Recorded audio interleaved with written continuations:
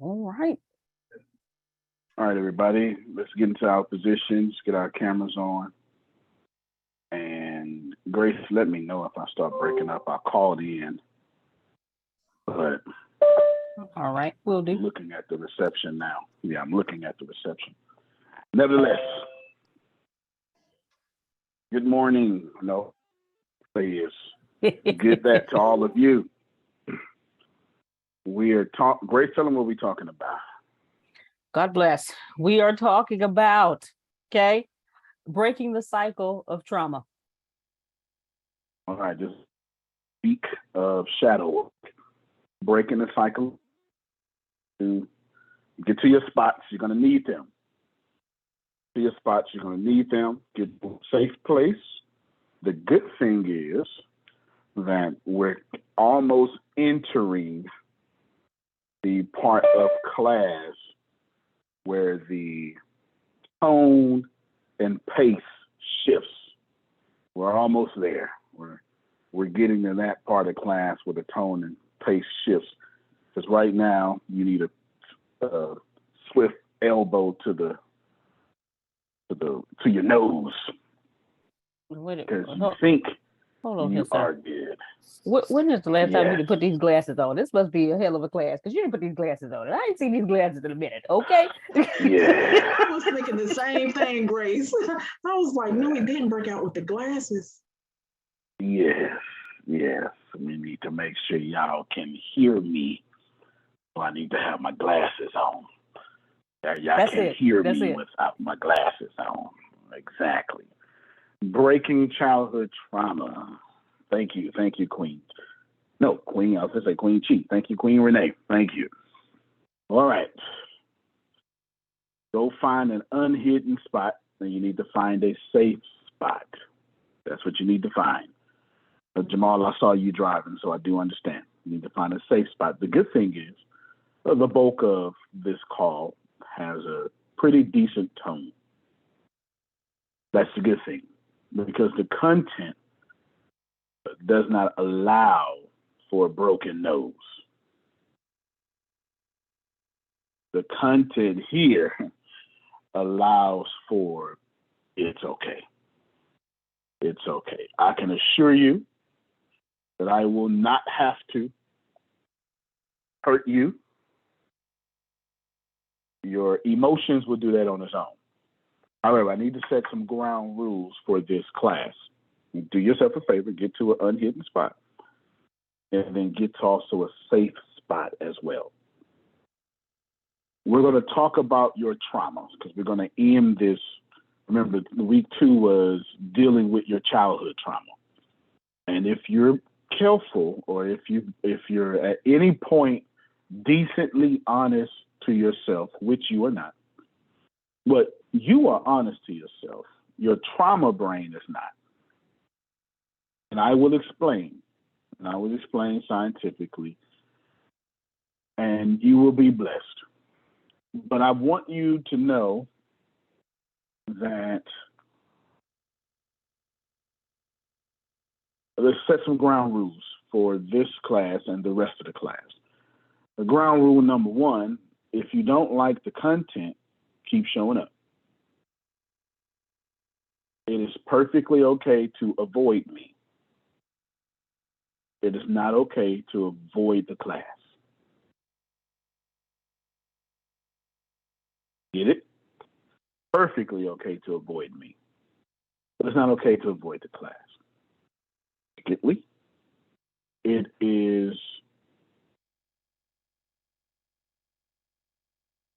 not your job to talk about your trauma tonight.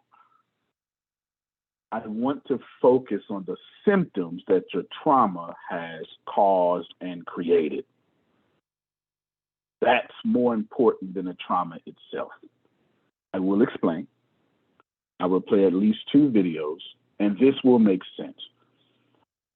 Right now, my time is 4:36 p.m., so I should be 6:36, 7:36 for most of you. 4:36 here. About 4:45, I would have said, by 4:51, I would have said more. You would have wished I would have told you this when your trauma occurred. You would have wished. Most of you on this call deal with severe trauma issues. You have PTSD and anything related to it. It is why you can't manifest the way you desire. Because as I proved to you last week, your law of attraction goes through your trauma brain, not your learning brain. We covered that. Kind of hard to deny that at this point. Do you understand what I'm saying?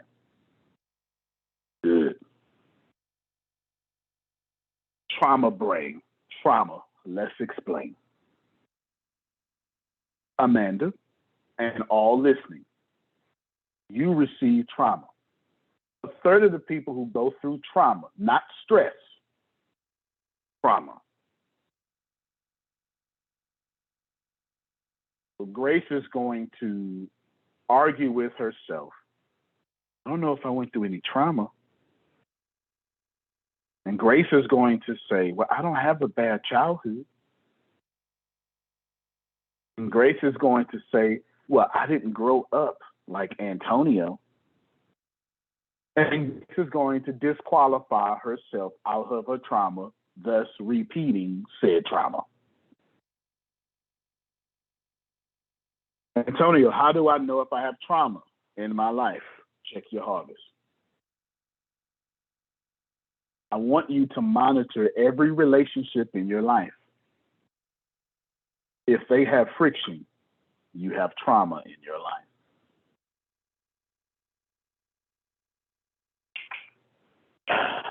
Stretching in this thing, Phil. Stretching in this thing. It's gonna get rough. The tone won't.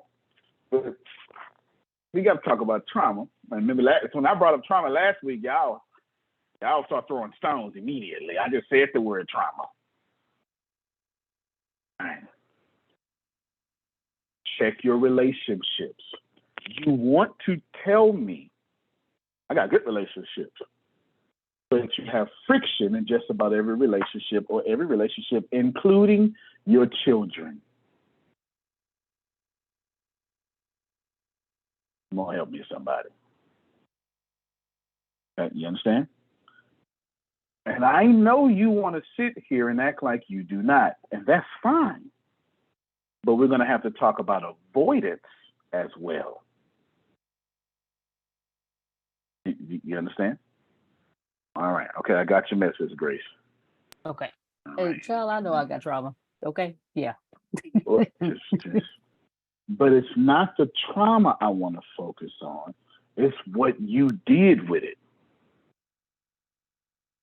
Here's what happened. See, Adrian didn't get to do this.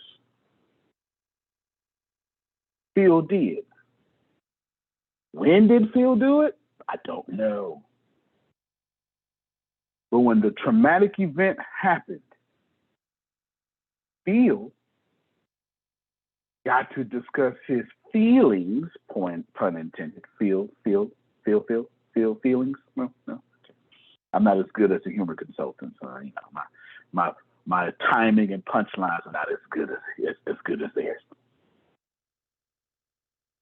When the traumatic event happens to you, you have potential. Though. You do have potential. There you go.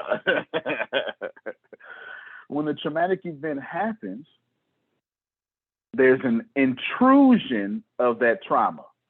Here's how you know when intrusion happens, Tempest.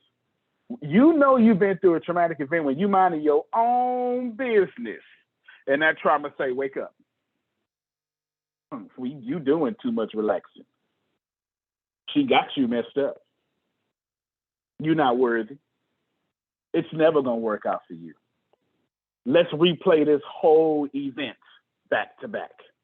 Go ahead, somebody. You understand? Let's make sure you remember the whole molestation. Remember how that divorce happened? Yeah, go ahead and remember that. Here you is listening to a sermon. Nah, forget that sermon. Trauma is intrusive. Doesn't let you relax. As a matter of fact, the more you try to relax, the more the trauma offends your relaxation. And when people like Phil, who is not a trauma victim, that does not mean Phil was not a trauma victim. It does not mean Phil did not suffer through extreme trauma. It means somewhere in Phil's life, he got to vent that trauma.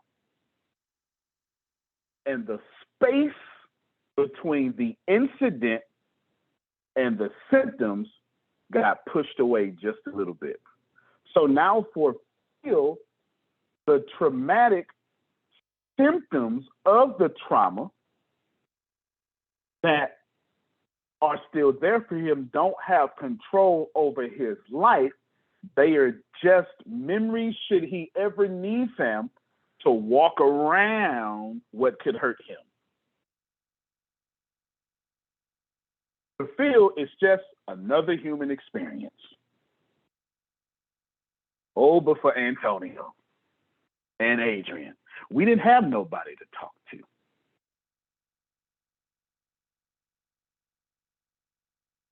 So instead of us talking about that trauma, because that's one of the main things you have to do when it comes to trauma, I will explain the rest. You have to separate that. But since you can't separate it, you're not allowed to be blessed. Does this make sense to you right now? Now let me make scientific sense to you as I have readied a document. Go ahead, Phil. Event plus response equals outcome. You couldn't have said it no better than that. Seems like facts to me, doesn't it? Seems like facts to me. I'll explain. Yeah, I'll be ready. Okay, let's make sure we need everybody ready. You can't hide in this class. So get ready. Come back. This is what it looks like. This is the autobiographical memory. What does that mean, Antonio? Just the story of your life. This is the trauma. Is the arousal. What does that mean? This means Tempest was walking, meandering through the story of her life. Somebody abused her. And what happened? Every time she tried to have peace, it gets an arousal. What's the arousal? Any outward or inward response to the intrusive trauma. But this is a good chart. This chart is happens, no problem. Oh my God, I'm going to die. And you get some Kenochi, you talk to your mama, you talk to your best friend. And then you get to talk about that, deal with those feelings. And then there becomes a separation from the intrusion and the arousal. And this separation is so important because this separation is where the control of your life happens. This here is those people, them weird people like Phil and Antonio, Tempest, this point in their lives, that they go, oh, well, you know what? Things happen. It's okay. I got into the wreck, but if I'd have left 10 minutes early, it would have been okay. These are the people who, no matter what happens to them, their children die, they show up to class. Their mama die, they show up to class. These are the people, no matter what happens to them, they know how to create that separation because they have an outlet to talk. This is Antonio. Same thing, same as this, same thing. However, I'll be walking around my whole life. Here's the arousal, here's the intrusions. And then now, since I can't talk to nobody, come on, help me, Adrian. I get aggressive. I have thoughts of suicide. I start doing substance abuse. I need become you to extremely compulsive. I need you. I got you. This whole thing right here, where we at, right there, I need all that. That's You need you all right this. there. I can't even say nothing because that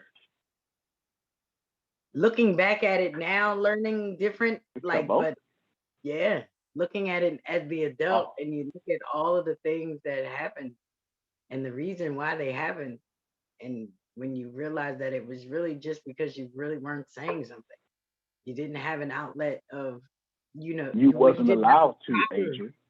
right. That's what Yeah, I'm you saying. You wasn't didn't have a allowed to. proper outlet Mhm. because you definitely had outlets, but it was never to say how you feel or, express why you felt that way. Yeah. Right. So I guess, yeah, to put all of that stuff in it, the aggression, the self-harm behavior, the getting the substance abuse, all of it, all of it. These are my Cognitive big three avoidance. right here. I do I don't all even want these. to talk to I you do all about that. these. Like, damn.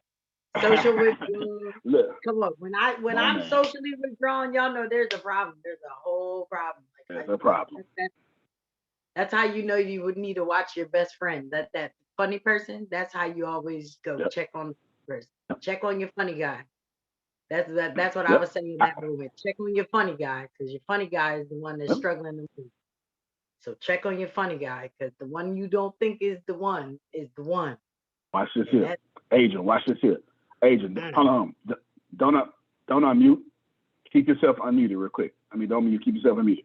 Everybody look at the cameras. Some of y'all are cognitive avoiding right now. Right now. Like right now. You created a little bubble and said, I'm not listening to this. Let me check my phone real quick. Come on, help me, somebody. Come on now. Let me check. That's called cognitive avoidance.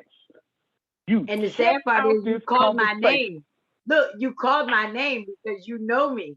Because at the end of the day, I try not to associate with it to the point where it's like, that's my, like, if people talk to me now, they would be like, God, she like really understands me. Like, cause I let people talk. That's like right. I let people get that shit off. Because, That's right. Because I know what it was like not to be able to say it.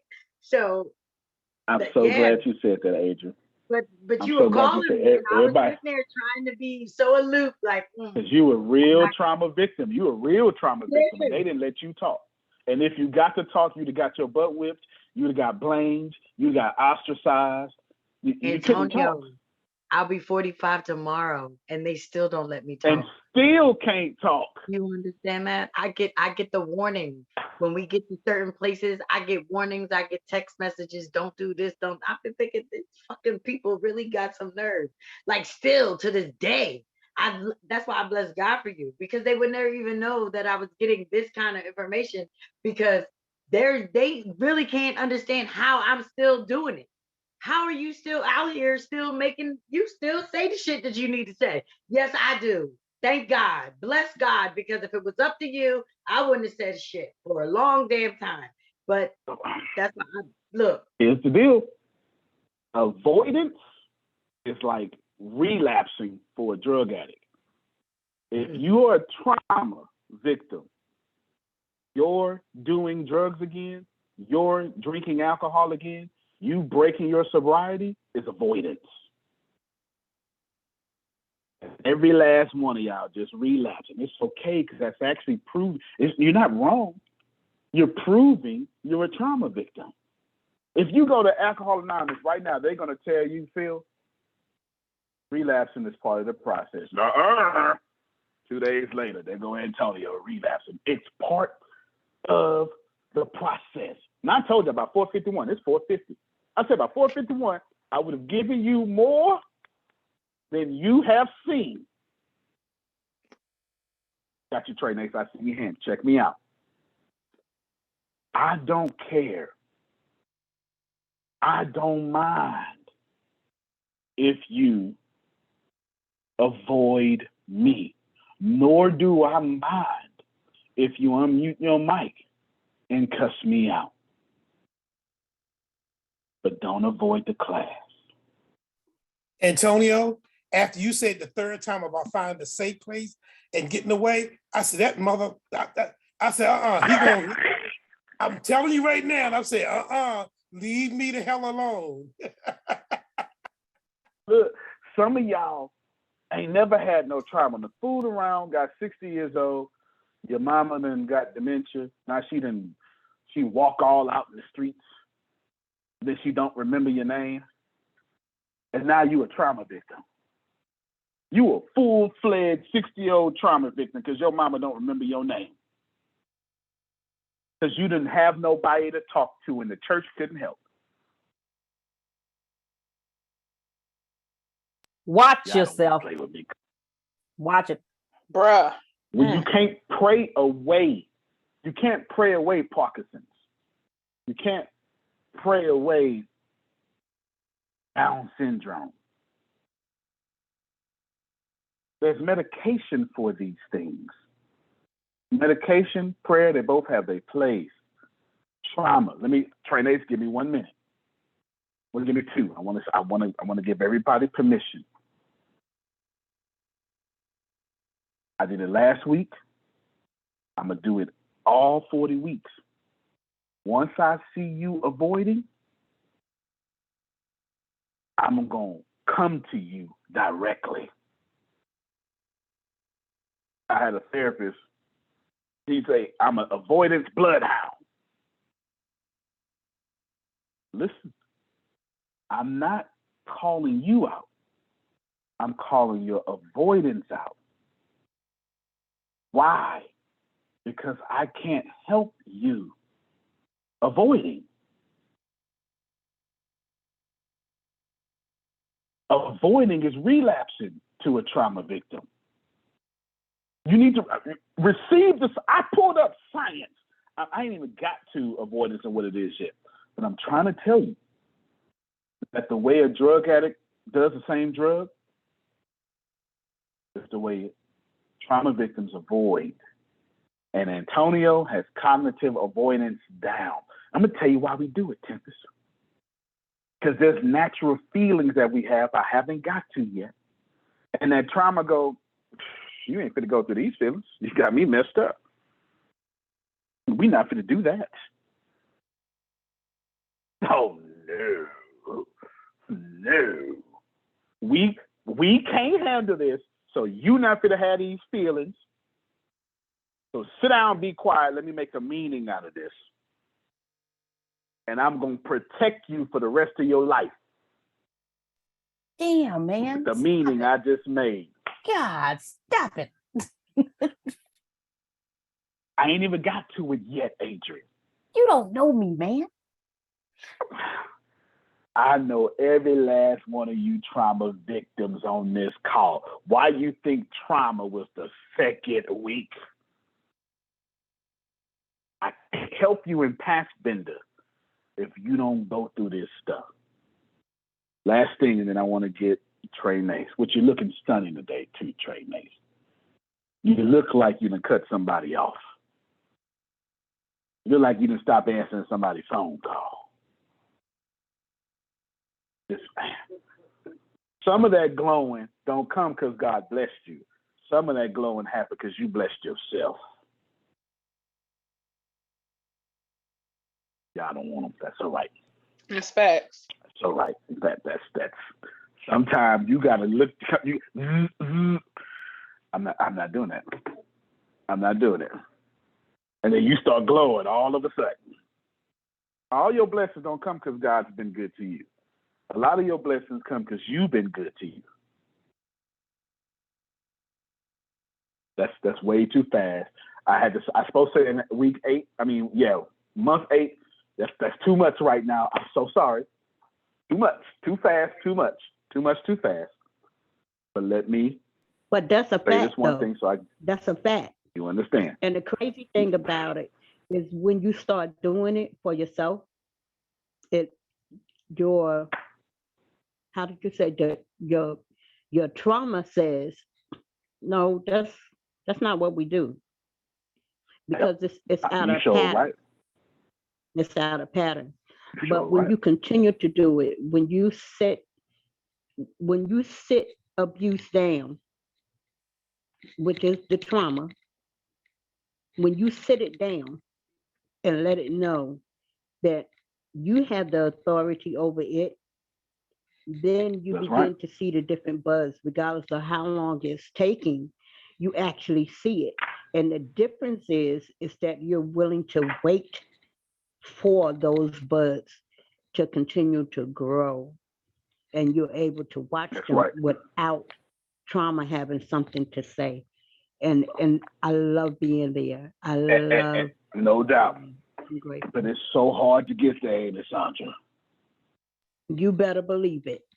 You better If you believe ain't it. got no, if you don't have a Susan Sorrentino or Phil Sorrentino saying, don't say that, Antonio. Come here, man. Just sit down with me. Wait, no, that's the truth. That is the truth. Like you gotta bless You God don't, for the Phils and Susan Sorrentinos of your life that don't need to say a word to you, but say more than need to, and then tell you how to eat and shit.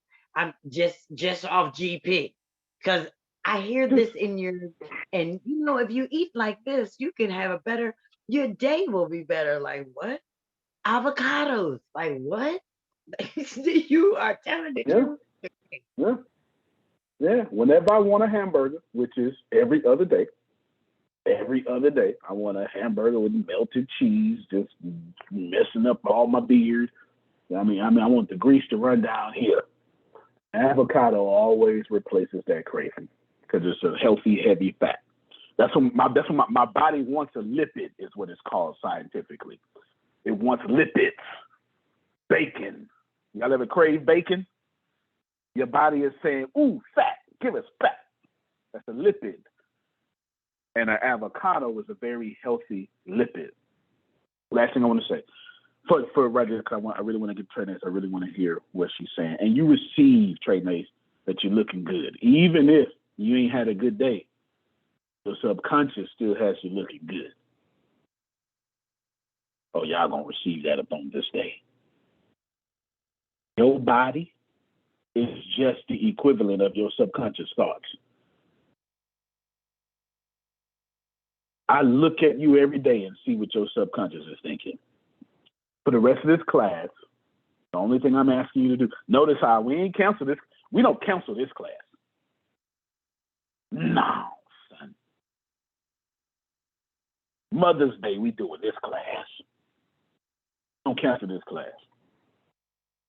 For the rest of this class, that's for today, really. Today and maybe tomorrow, next week.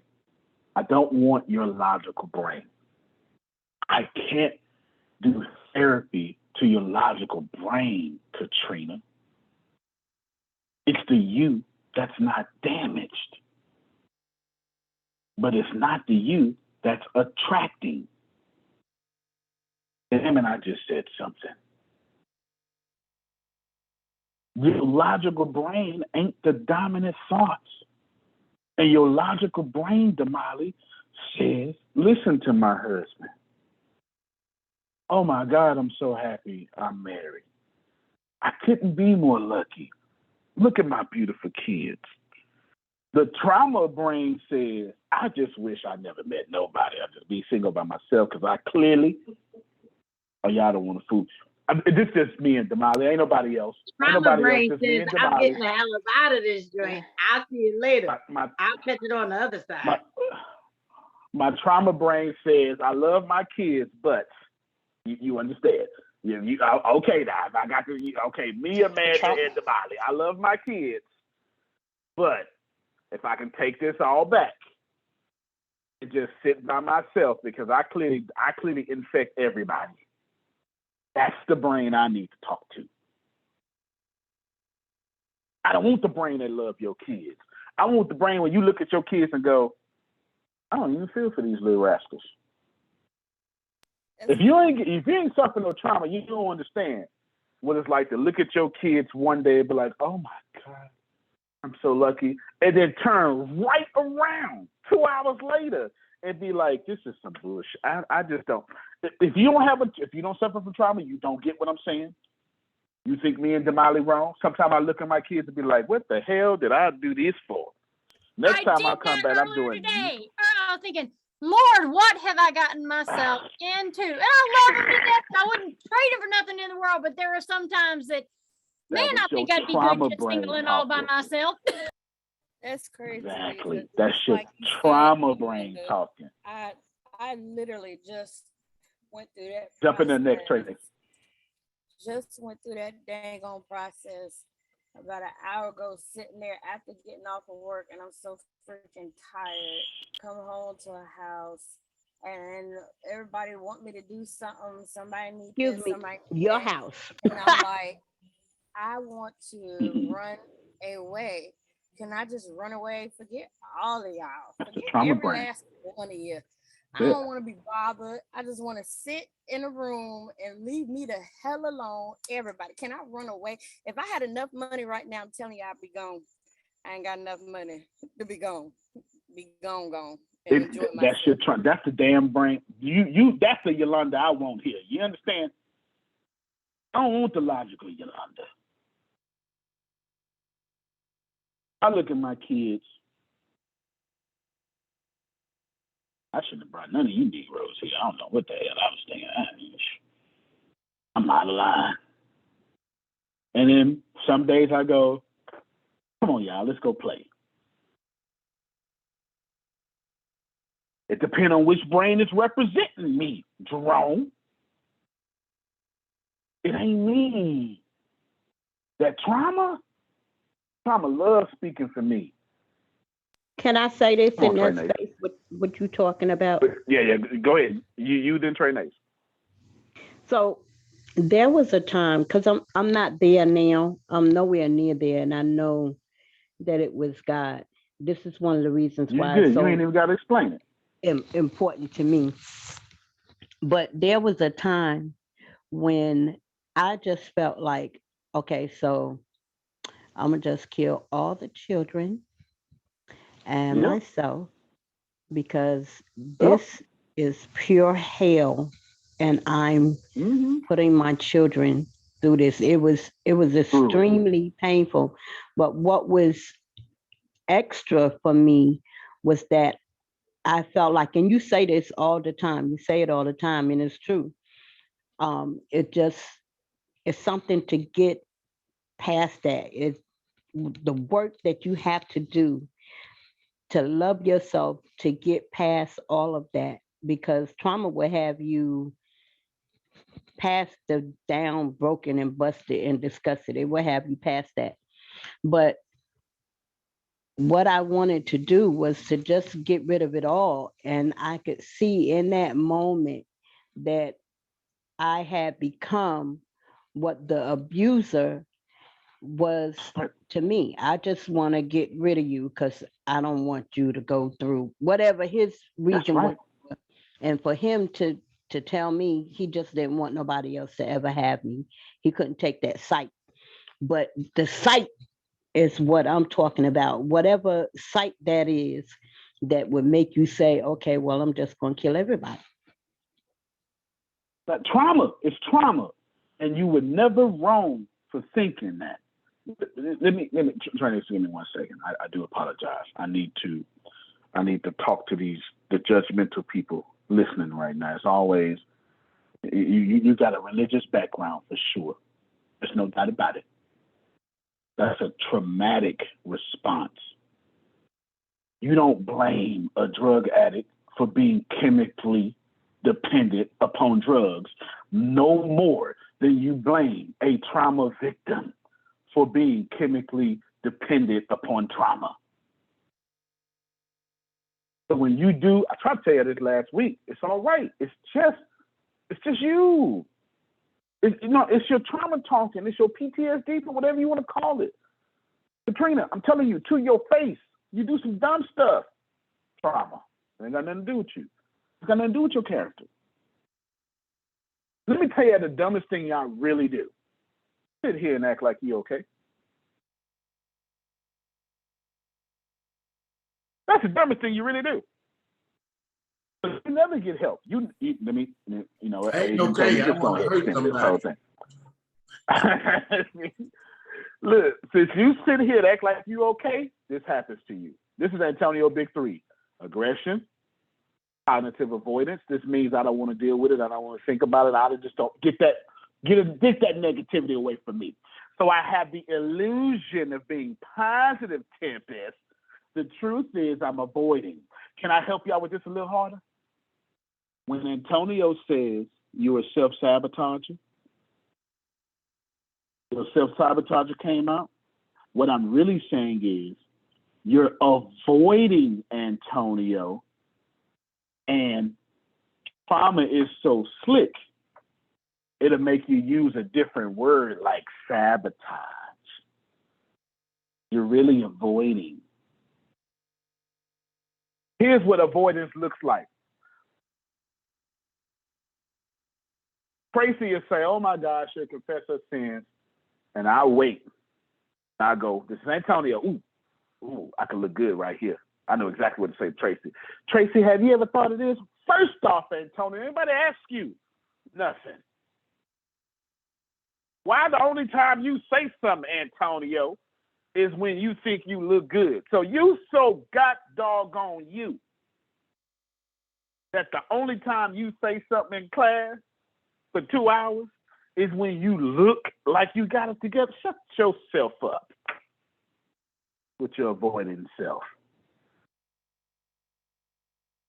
Oh, we gonna act like we don't know those kind of I people. feel I got half of y'all on this call right now. I feel it. It's half of y'all on this call right now. You're not gonna say nothing until it make you look good to say it. Why? Why they doing it, Tempest? Watch yourself. Watch yourself. Because you don't want to have this separation from your trauma. Because since you don't have nobody to talk to, you became a coach. I'll wait. Oh, shut My up. whole right. Jerome put my whole Oh, feet up. What's wrong with that? I put my whole feet up, Jerome. I got my That's the feet up truth, on the, though. I got my feet up on the feet. Since you ain't got nobody to talk to, you think the Lord done told you to help folks. Help yourself. Man, go ahead and say that, because everybody who get a word from God, they say God gave me a word, then they want to get on social media and give us their word. He wasn't talking to us. That word was for you. I'm good. Why they got to come tell me, hey man, God said you need to do this? No, nigga, bro, I'm gonna like when they call me and say, hey man, I need to borrow $1,000. I'm gonna say, no, my nigga, I gotta let God have his way with you.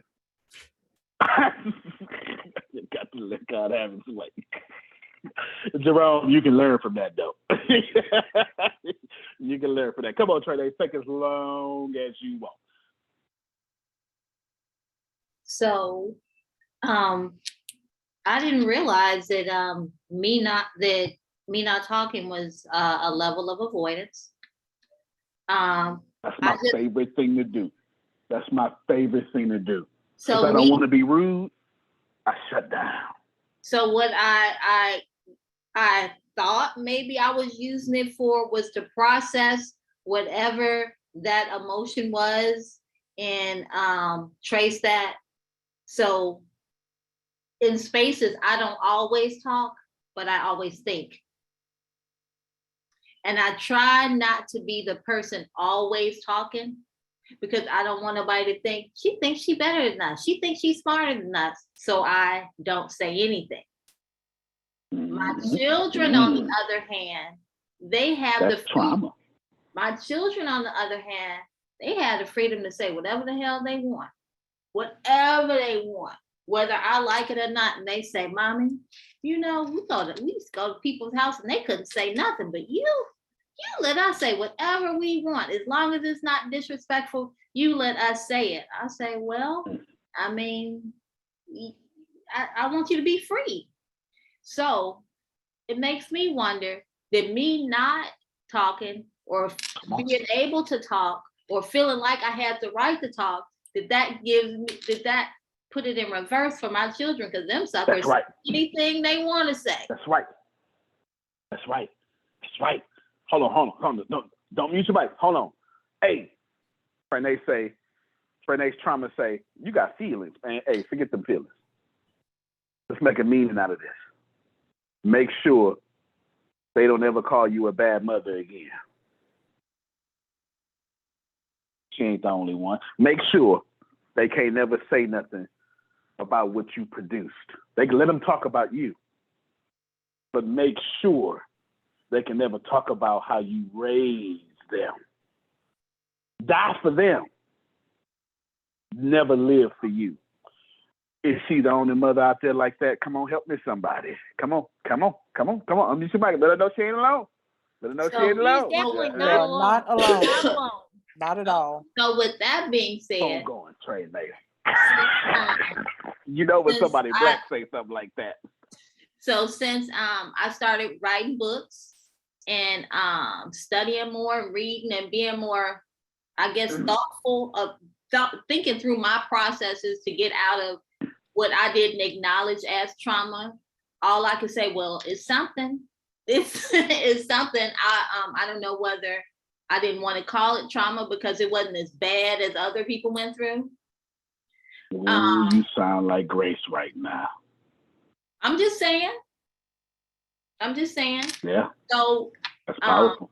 my daughter, she always said, Mommy, you are a really good mother. And we have watched you grow and change. You was hard on us, but we have watched you grow and change. Even right now, Mommy. Even right now. My sons, they ain't got that level of conversation. All they say is, I'm proud of you, Mommy. They keep it moving. But my daughter, she be the one. Right. That's right. Because she knows she just like you. Mhm. You know, she can look 30 years out and say, that's going to be me. Sometimes she say, that's going to be me if I don't change. Sometimes she's going to say, that's going to be me if I do change so I could be like my mom. But she can always look at her future self looking at you. So I don't think So I'm gonna y'all talk get that. anymore. That's about right. I need to That get would out. fit your trauma. But since you one of the folk in the class who don't avoid, well, you actually confront your avoidance, I don't expect you to sit in the back. I don't expect you to sit in the back. That first class, you was like, what the hell going on here? To be helpful. Something that all is. Sir, your voice is going in and out. Oh man, to that sound like that. You should hear me. Nope. Can you hear? Nope. Stop.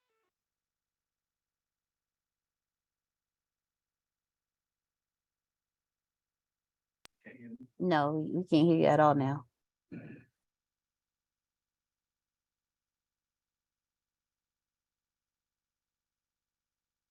Speaking of avoidance, True.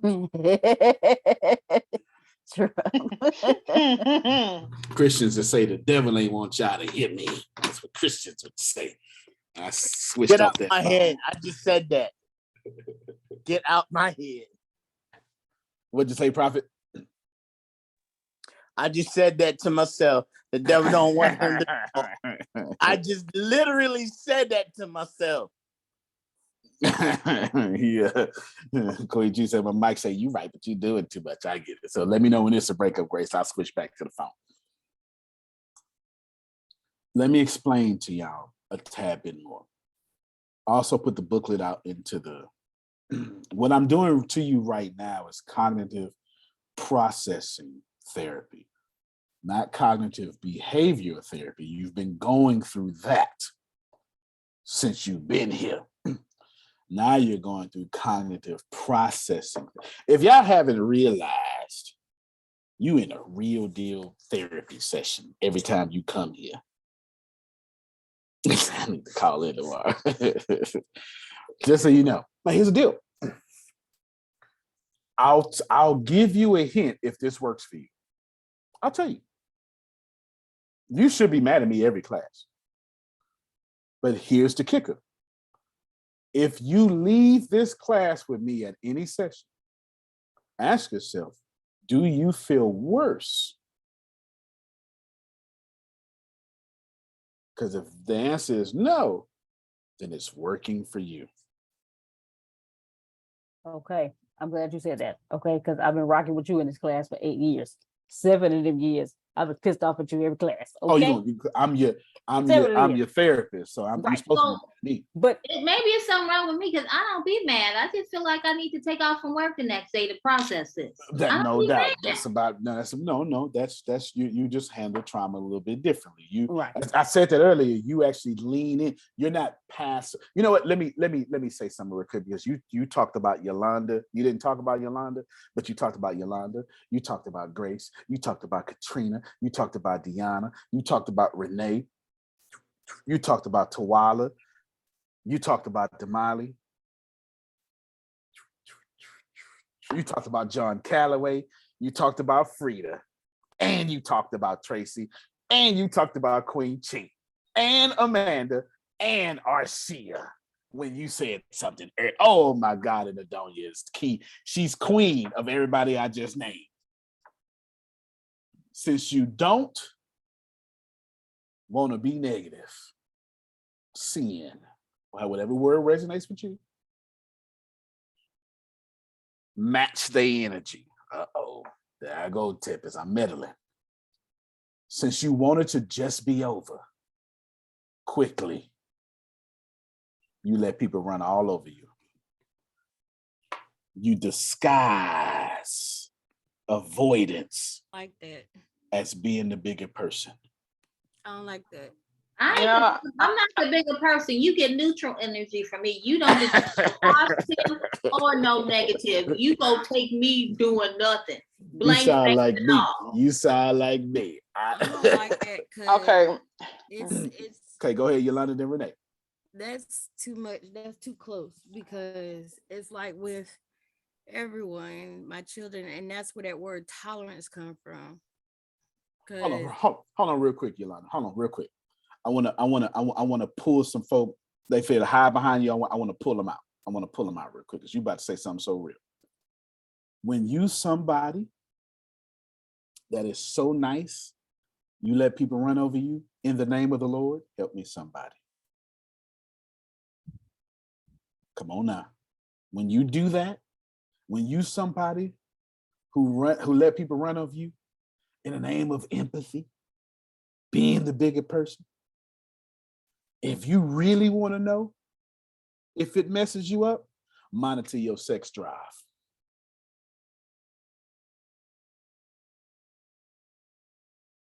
That makes a whole lot more sense now. Well, I need an elaboration.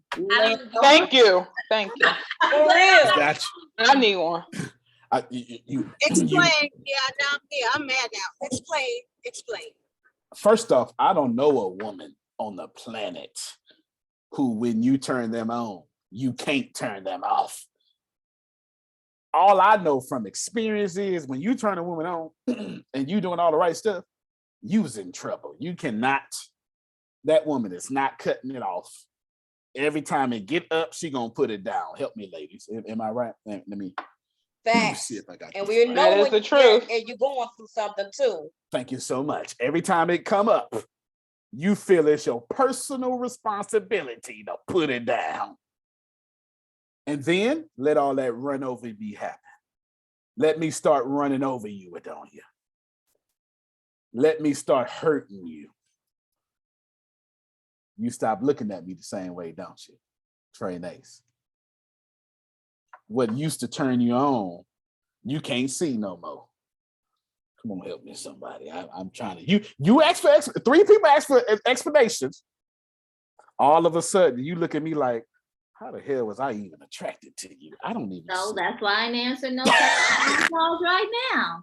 Okay. Sir, I'm the queen. What you doing? Right then. Yolanda, continue. I just wanted you to know you got 12 women with you. I ain't want them to hide behind you. At least one of them. Go ahead. No, it's That go crazy. both ways. It sure do go both ways. It's crazy because it's very true to where you sit back and you start asking questions to yourself. How, why? And even though that person has changed for the better, it's like, why, how? And then like even with my own, just that whole passiveness and avoiding conflict, avoiding the tension, even with my own kids. Like somebody said that I do it to make up for my past mistakes and decisions I made towards my kids. That's And at called religious. first, That's called spiritual abuse. The only yeah, reason you would sit there and hold yourself to your past and let somebody punish you in your present, you got somebody twisting the word of God I think to hold you in spiritual abuse. That's the only way to do that. I think I do that to myself more I- than anybody else I've done that to myself. I do in the understand. world, because it's like thinking about everything. And at first, I really didn't want to get on here because I didn't have praise and worship today. I didn't want to get on here because I didn't want to confront the feeling that I feel. And it's like the point of having to say, I avoid this stuff because of how it makes me feel. And I don't like it. I don't like the way it makes me feel at all. And Before the end of this having class, I'm going to give you all the solutions and you're going to have a great tonight. I promise you. Here's the deal. I know you can't see a great tonight. Is she alone?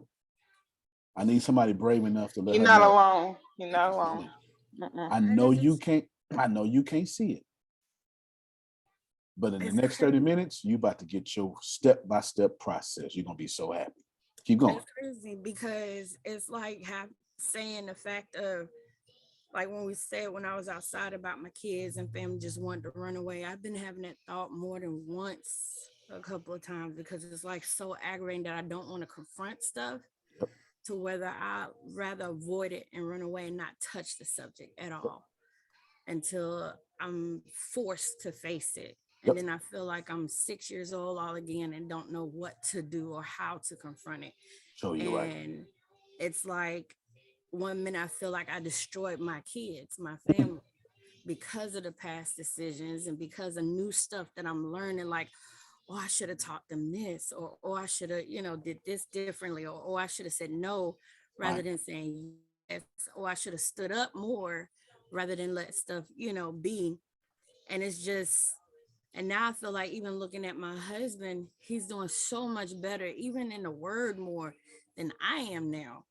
And it's like that, I don't know, it's like that feeling of, oh, what the heck is going on with me? Okay, hold on real quick. Before you finish that, I just hit enter. I had typed this down to remind myself to say it. You can't even read it because it has so many typos in it because I was trying to type it and listen to it at the same time. But I deciphered. I was gonna wait for her to finish. And I was gonna say, just because somebody doing better don't mean they're not the source of your trauma. Dare I say boom? Okay, I'm gonna be quiet. Okay, you may finish now. Just know 5 minutes before I had wrote that to myself. Let me tell y'all something. I am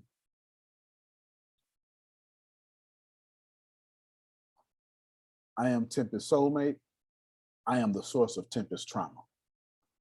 Both hands. Tempest and I had to work together. As for me not to be the source of trauma. Tempest, would you back me up in this here, please? Now you got That's true. There you go.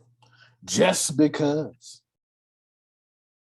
somebody is getting better don't mean they better for you.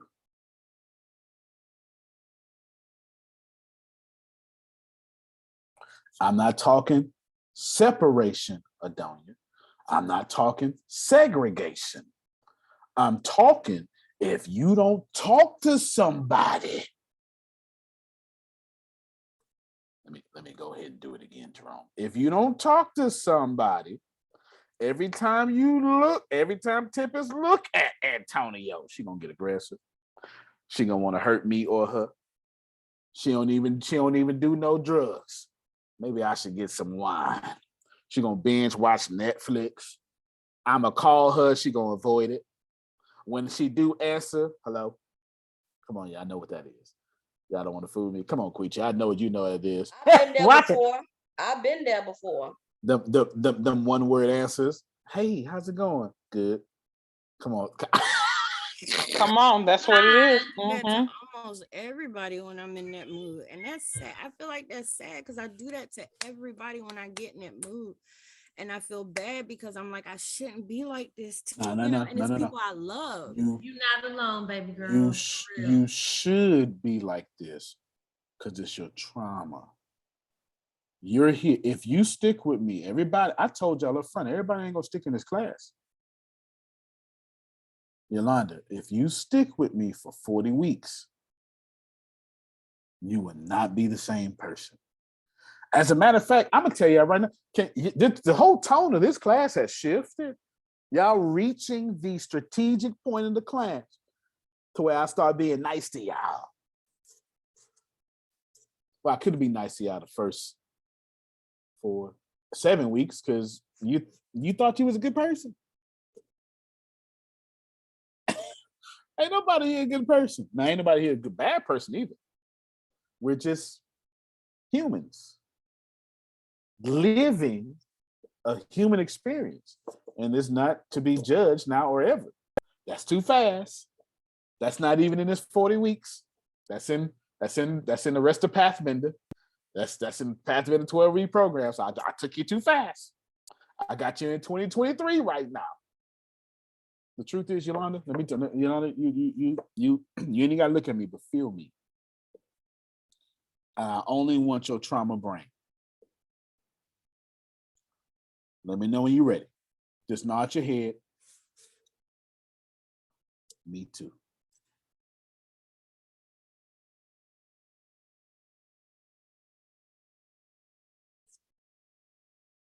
Most powerful sermon in the whole world. Me too. There's nothing about me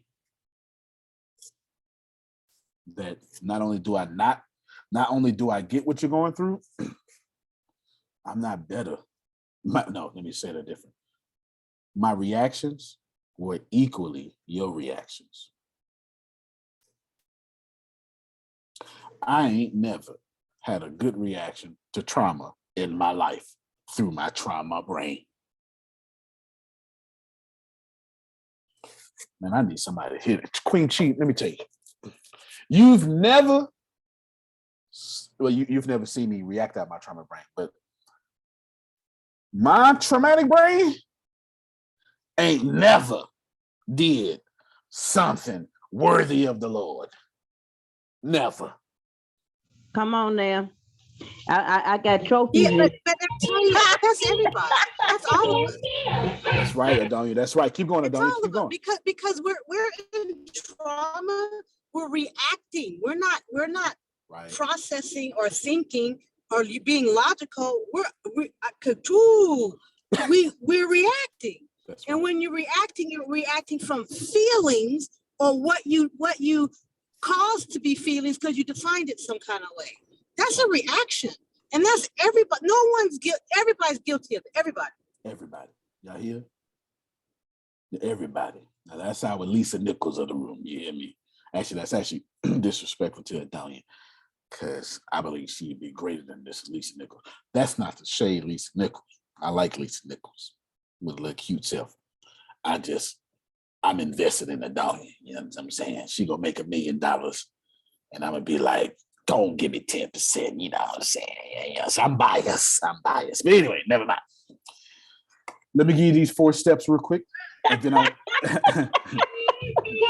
yeah, I ain't got.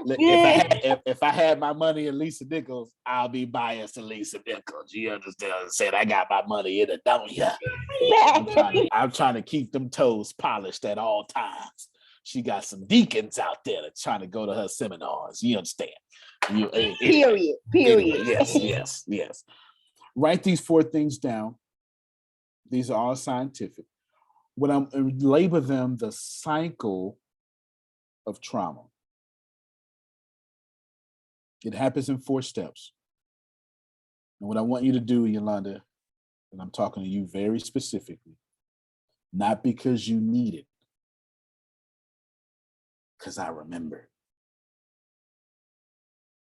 This is what happens. A traumatic event happens, and then step 1 is intrusion. What does intrusion mean? This is when you didn't ask for it. You didn't ask for it to happen, and you didn't ask it for a flashback. Damali was minding her business, cooking fish heads and plantains and oil. Suyo, one of them. Damn it, you know what I'm talking about. Suya. Suya. There you go. She cooking plantains, fish heads, and suya. And right when she was in the middle of cooking, you know he got you messed up, huh? It's intrusion. Intrusion happens when you want it to happen, when you don't want it to happen, when you're minding your business, when Tempest says, oh my God, I'm living my dreams. Intrusion says, yep, gotcha. To give you Christian folk a biblical example of intrusion, I take you to Luke chapter 4, where the devil is tempting Jesus. There is a Greek word there, Jerome, and I really want you to hear this because your sister does it to you every chance she gets. It's a Greek word so there's two words for time. One is chronos. That means time, like just watch time. It's just time. 1 second, 2 seconds, through time. Then there's a word Katrina, and I'm saying this to you because you're on day 7 on our little personal project, and now you about to start getting beat up. Oh, Katrina, can you help me do this? Can you help me move my furniture? Girl, the dog got sick. I hit my pinky toe. Can you give me a bath? You know what I'm talking about. Don't fool me now. All right, then. See, so once you get 7 days into trusting your dreams, that kairos is this word. So when in King, Grace, pull this up for me, Grace. I was just going to say, nope, Pull it you up got for to me, go Grace. deeper. Yeah, pull it up because for me, it's Grace. not going. This is a I'ma be perfect quiet. example. This is not a Bible lesson. This is your ancestors wrote some stuff down the best way they could. Luke chapter 4, Grace, I need you to go around there to verse 22. Luke chapter 4, please hear me, because me, Adrian, and Yolanda, we need prayer over this. The rest of y'all saved. Me, Adrian, Yolanda, and Adonia. We don't like this. No, and Chiquita. Oh, Lord, I know. Oh, my God. I should have said her name first. Okay, in this case, Queen Chi. It's really Queen Chi of this. I need King James version, Grace. This ain't going to work. We got to make Jerome proud. I need King James version of this.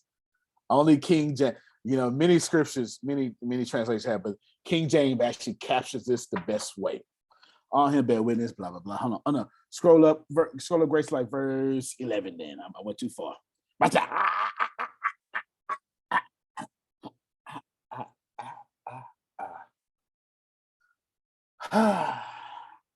And the hand should bear up thee, verse 11, lest ye dash thy foot against stone. And Jesus said unto him, listen, man, don't tempt the Lord thy God. Watch out, player. Watch this here, 13. This is important.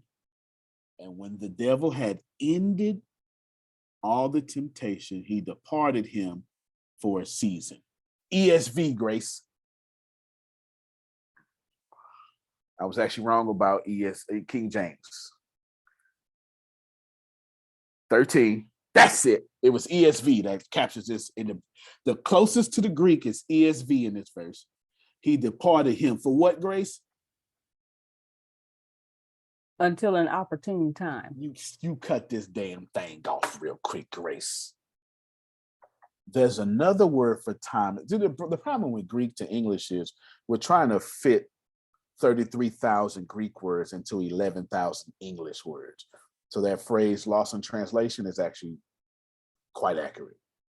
The opportune time means, Adonia, the devil is waiting for the best time to throw you off. Come on, Phil. Jerusalem Bible says appointed time. Appointed time. Opportune time, appointed time. They're both equally good. Listen, there's Adonia driving home. She got a meeting in 24 minutes. Devil ain't fit to bother her. She too damn focused. Every trauma she got, and Adonia got trauma. Should tell y'all. Ain't fit to bother her. She driving. She focused. She about to get on this meeting. She focused. She in class. She focused. And this was for to happen. After that meeting, gonna be her and her bubble bath. She gonna pour a little wine. She gonna kick. First off, when she get in the house, she gonna kick off them heels immediately. Immediately. You hear me? And according to Tempest, Deanna, and Grace, they taught me something. Let me know, ladies, if I'm right. Bra off, day over. That's it. B-O-D. That's right. That's sir. Think so. If Adonia you finna don't go ask me before I get in the house, it's tomorrow. tomorrow, okay? It's tomorrow. You understand? Adonia finna kick off them heels. She gonna take off that bra. She can't do it during the 6 o'clock meeting at her time. She can't do it. You know what I'm saying? She gotta be professional. Gotta be professional on this call. By that time, it's gonna be 7 o'clock. She's gonna say, I done did too much for too many other people. This is what's gonna happen, Katrina. She gonna pop that bra off. She gonna say, well, damn, I need to eat. You gonna fix something to eat?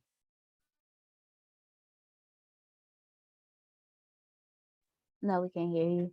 So hater. Okay, There you go. There we go. There we go. Look, the devil don't want y'all to hear this. Look, she gonna fix something to eat real quick. She gonna turn that bath water on. As soon as she getting there to the temperature just right temperature, she gonna think about everybody who got her messed up.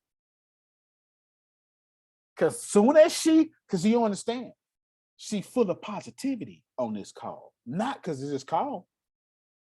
Like Antonio, she got practice behaviors.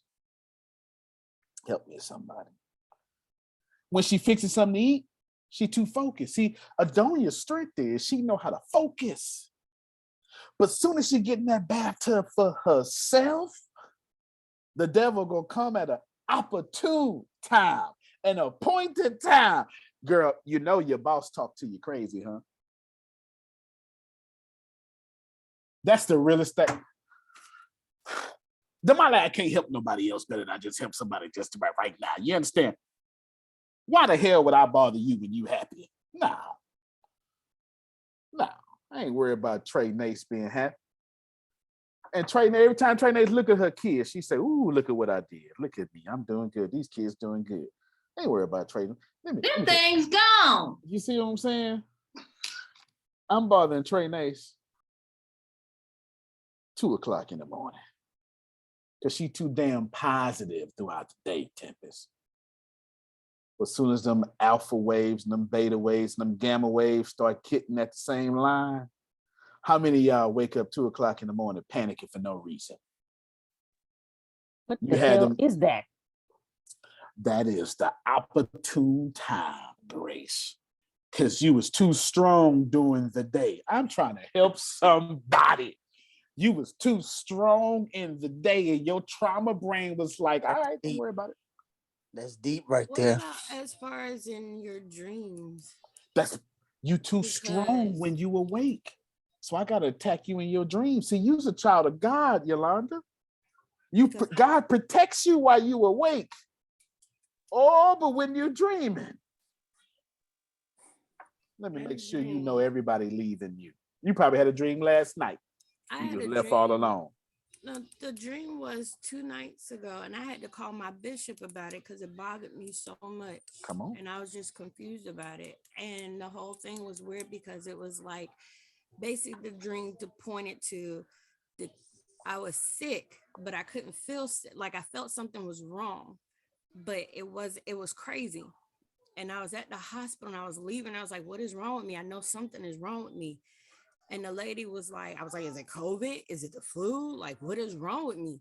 She was like, no, it's a certain word she used. And I was like, what is that? It started with a C. And she was like, it's decaying from the inside. And I was like, what the heck does that mean? And that put me in so much fear. I am asleep to the point where it felt so real that I thought I had a note not to go into work and not to be around anybody. As she said, don't be around any males, don't be around your family, or don't be around anybody. So immediately I go into panic mode, like thinking of all my family. I'm gonna get everybody sick. I'm gonna get this person sick. I'm gonna be a disease to everybody. And then like, what is this decay in the inside? What's wrong with me? I can't be spiritual. Like, am I spiritually dying? It can't be. Like, it just had me all messed up to the point where I had to call my bishop. Because your trauma And it was brain, crazy. your trauma brain has all your worship inside of it. See, I'm gonna need y'all to catch this. What does that mean? That means all that I love the Lord ain't went through your learned brain.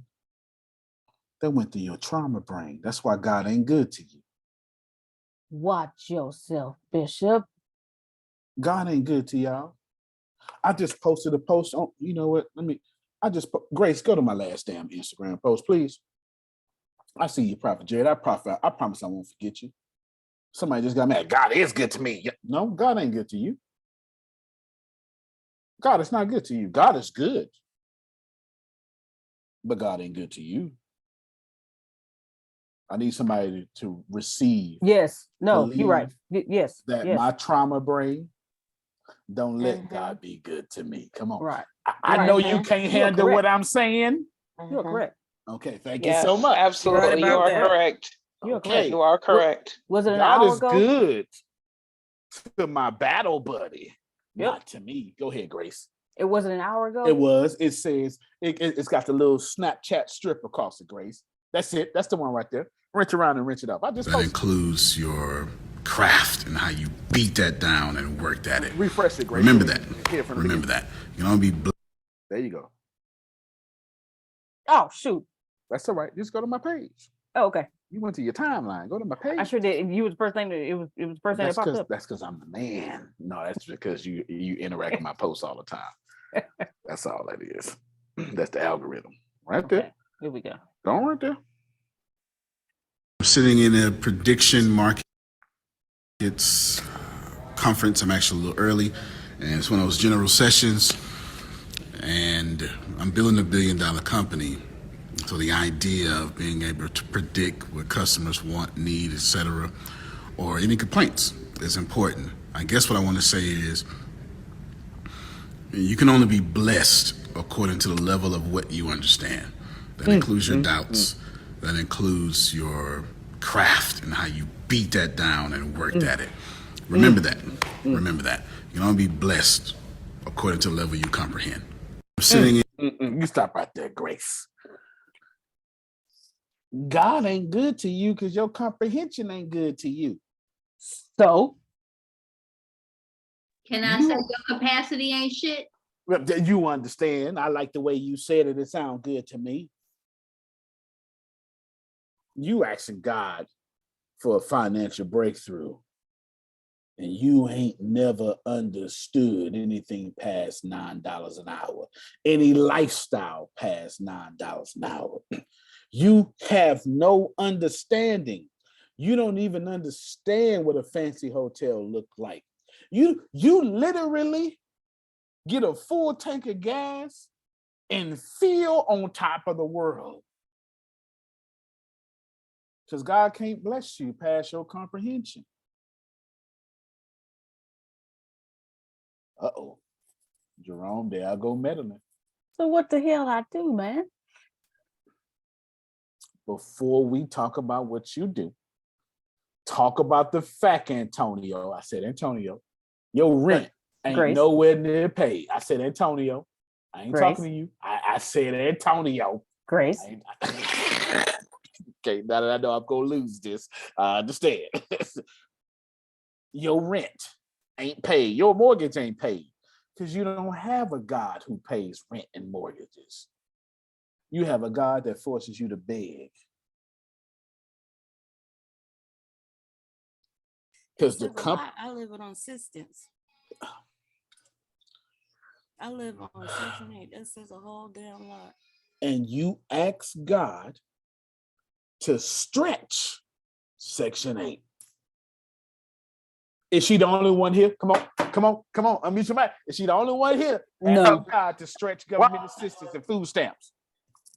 No, you are not alone. No. No, you are not. Shout when you get that extra 200 or whatever they bless you with the food stamps. You're like, oh God, thank you, Jesus.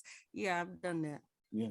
And that's because God said, oh, well, I could do exceedingly abundantly all you can ask for think. What you exceedingly and abundantly thinking?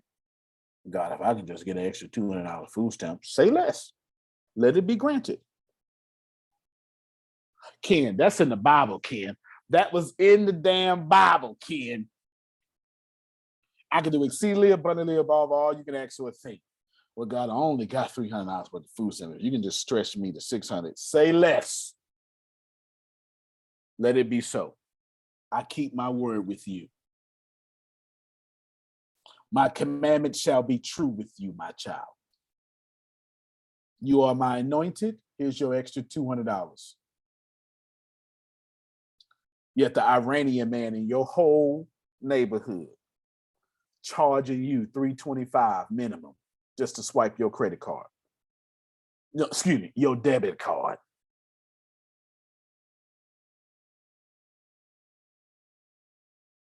Yeah, I'm the only one living in America. Was that not a good American example? Yes, No, I got the guy that's stretching that gas. Oh yeah. Ooh, God, let this gas you light just stay out. you just brought up a traumatic experience. Come on, talk about that traumatic experience, and we get Prophet Jerry to go. So my son got his own account when he was 16. You know, they have the little children's account. He put his little money in there and he swiped his little card in their store. And he swiped his card and they took the money out and there wasn't enough money to buy what he wanted to buy. Uh-huh. So I took Tracy to the store. Not Trinace, but Tracy to the store. And I knew what was gonna happen. I warned my children, I say, stay at home. Y'all don't want to see this. You do not want to see this. They came anyway, they didn't know what to expect. They ain't know their mama like that.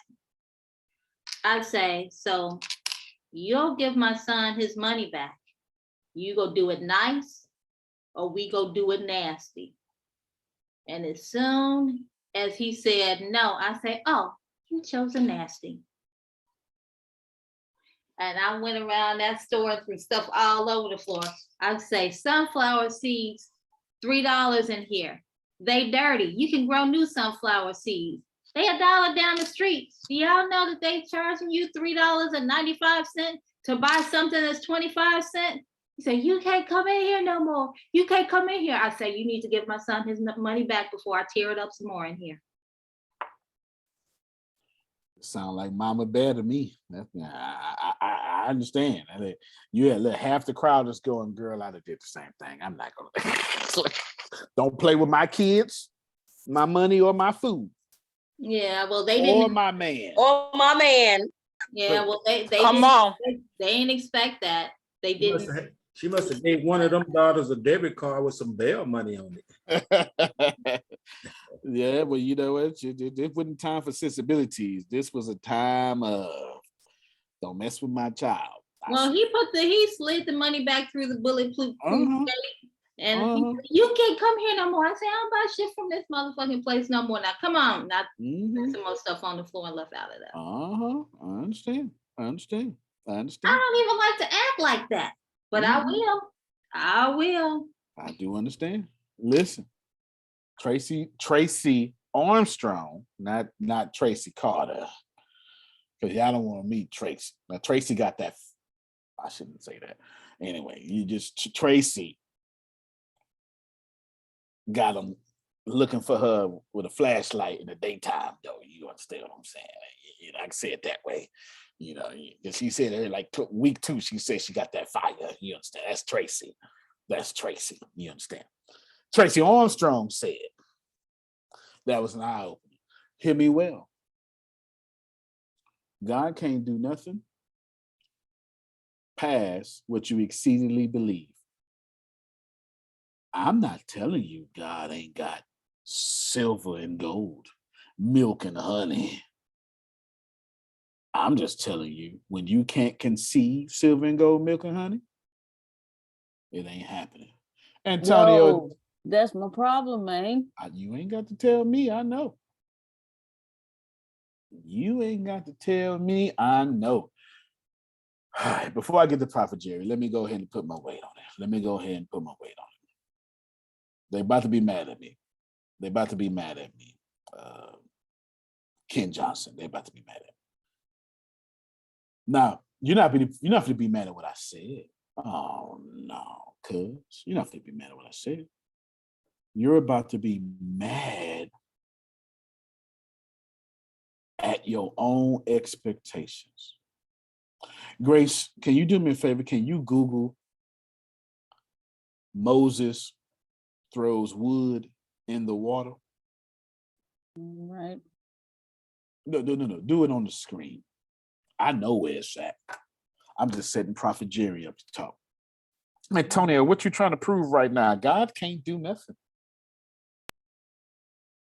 Hold on. I'm trying to move some stuff out of the way. Well, you know, I'll partner with Tesla. Go and put your social security number down there now, Grace, and we'll go ahead and. Okay. All right, you're doing well now. You trying to partner with Tesla? Your exceedingly and abundantly may be changing now. I'm trying to get some of them tempest blessings. I just need to know where verse is at, Grace. I need to know what chapter and verse. Is it Exodus 15? But I know where it's at, Grace. Oh. But I don't want you to know where it's at until you find it yourself. Oh, okay. Just put verse or scripture. That works. Scripture works. Yeah. Thank you so much, Grace. Can you pull it up? Can you pull the motor scooting scripture up, Grace? That wouldn't it. But I'm glad you've been studying, though, Grace. No, when I pulled the Bible app up, I know or it pulled up website, it pulled up the last verse she was on, and me and Jerome are happy. You hear me? Oh, okay. Because Jerome say, "Have you read your Bible, Grace?" I need you to pay attention.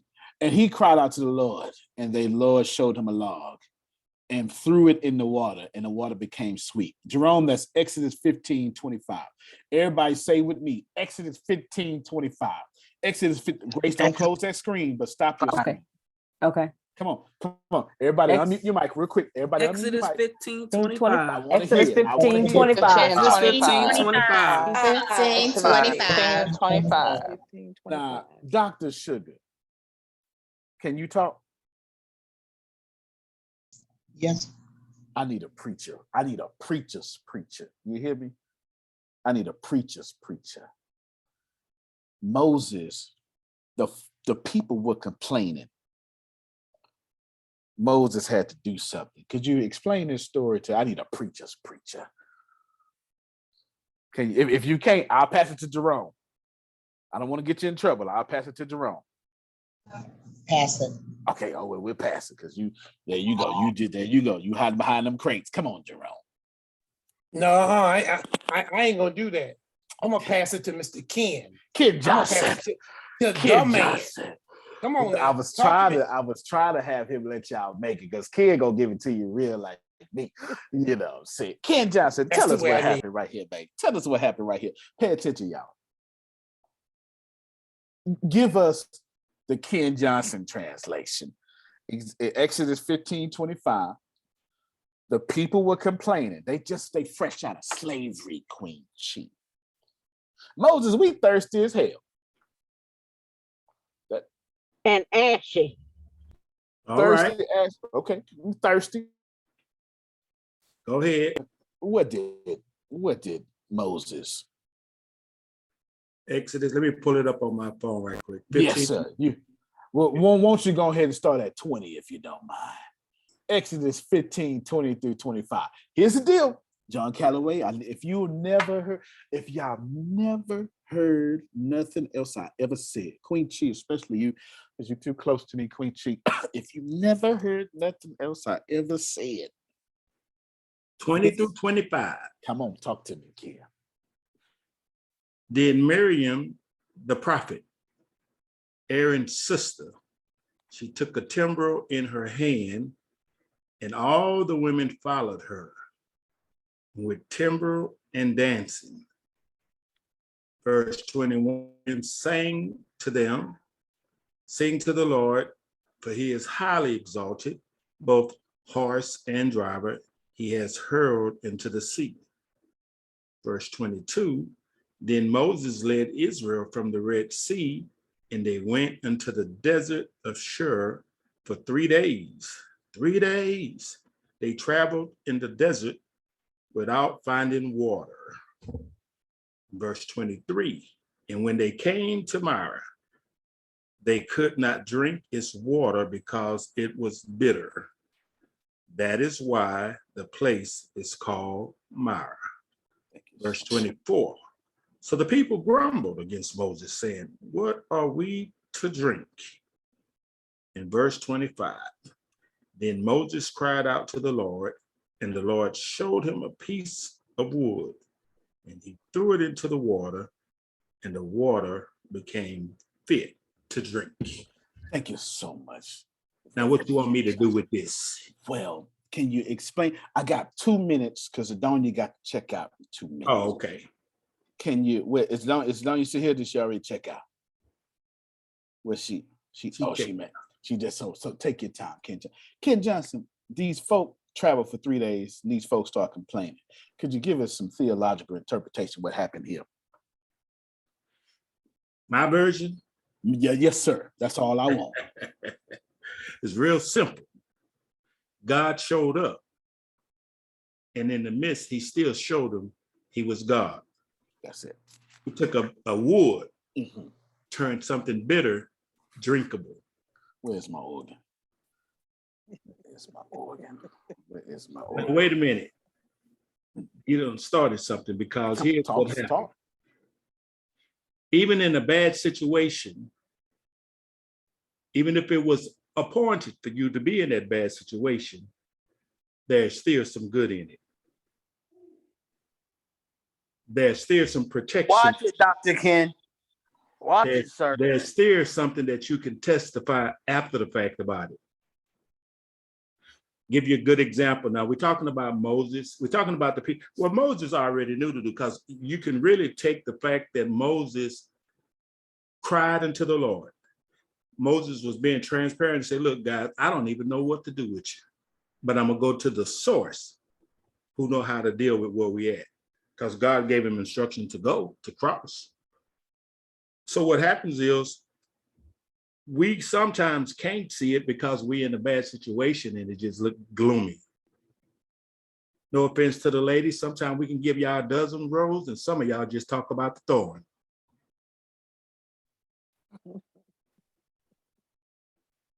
Amen. So Amen. Sorry. And I said, that's why I said some. I didn't say all. I said some. So what happens is, we can find a positive effect in every situation if we look for it. Real life example, doing 60, 70 on 610, if y'all familiar with Houston, cars coming like crazy. I was driving Mercedes S551 that I bought, put a different set of wheels on it, had some brake work done. I don't know if they forgot to tighten it up. I make it around to 288. I hear some thumping. I'm thinking like, oh man, I caught a flat. I was on my way to the auction. I'm like, I know I ain't finna fix a flat. And I went outside to look around the tires, didn't see nothing going down. Got back in the car, drove some more, and heard the thumping again. And guess what? That thump, that driver front wheel came off the car and was rolling like Nolan down down the feeder road of Reed Road. I looked at the tire until it came to a complete stop so I can know where to go get it. But when I took the mechanic shop, I had to told the guy, I said, man, you didn't do any damage. You could tell where you rode on that rotor. Now get this. I was already having a bad day. Antonio, you probably know some of why that. And I was going to the auction to sell that car, and that wheel came off. Now watch this. It was a bad situation, Phil, but it happened in a place where there were no other cars involved. There was not a single car for that tire to hit. I was able to exit at a stop where I could walk to the Exxon about not even a half a block, not even that far. 3 record trucks passed me by. One of them backed up as if he was coming to help me, and he took off. A flatbed went into the Exxon to get gas, and I walked over there and I said, "Big boy, can you tow me?" He said, "Where are you trying to take it?" I said, I told him. He said, $190. I said, "Say less, let's do it." Because I was going to get my insurance to reimburse me anyway. But all of that situation, I said all this to say this. It was bad. It was hot out there. I had my little towel. I sweated a little bit. I could have been cussing and fussing. Man, I could even blame it on my mechanics who worked on it last. But I smiled when I took it over there to him. I said, "Man, I just need it fixed." A bad situation costing me more money, but yet and still, guess what I did in the midnight hour? And it probably was around 2 o'clock. I said, "Lord, you know what? I just have to say thank you again, because that could have happened on 610 where all the cars were on the freeway. That could have happened. We just had a guy lose his life here in Houston where a big tire came off of a truck or something and crushed him, and he's dead." So I woke up, and as I traveled that same way today, because I went back to the auction. When I got in that spot, Jerome, I had to tell the Lord, "Thank you." When I got in that spot where it happened, I had to just say, "You know what, Lord, thank you for protecting me." And this is how I really prayed it. I said, "Lord, because even I'm not worthy that you took care of me like that, but thank you. Your angels did a good job yesterday. Thank you." Gratitude helps me have a better attitude by just telling them thank you. So what happens is those people were complaining, and Moses kept it 100 because he went to the source, and then he took a piece of wood and threw it in some bitter water, and it was drinkable. Don't make me speak in tongues like that. I was gonna find a preacher chorus, man. It was drinkable. Antonio, Yes, sir. Jerusalem Bible says sweetened. Not only was it drinkable, it was sweetened. Sweetened. Drinkable. Keep going, kid. A lot of us don't even like to drink Ozarka, and they talking about this good water. They ain't nothing but tap water with a name on it. We drank it from the water hose. We know what it's like. It's a sugar water. When I was a kid, we grew up drinking sugar water. That's the South. Well, I'm in the South. I don't know what y'all do outside the South. In the South, we drank sugar water, and we put bread in toast, bread in the toaster, put butter on it and sugar on it, and that was a damn meal. That's where I grew up at night. I don't know about y'all. Well, you know what? Keep going, kid. Let me say this here about this Thursday night deal. You said something that made sense, because I'm that way. I shut down. I don't talk to everybody because everybody can't handle what's on my mind. So I want to talk to the right person. When I release, especially if you done made me mad, oh, you could get all of it. And I need to talk to somebody who gonna tell me when I was wrong about it, who gonna tell me when I was right, somebody who gonna pat me on the back and say, "We got this," and somebody gonna say, "Now, you ain't shit." You better say that again. That's who I need to talk to, because that's the person that's keeping it 100. And shit is a bad word. Antonio said, "We'll repent later." He said that more than anybody. But what happened to transparency is, if I come to Jerome, if I come to Antonio, if I go to Mr. Phil or Mr. Otis, and when I come to you and say, "Man, I need to talk," the Bible says, "Ye which are spiritual, restore." You better preach, Ken.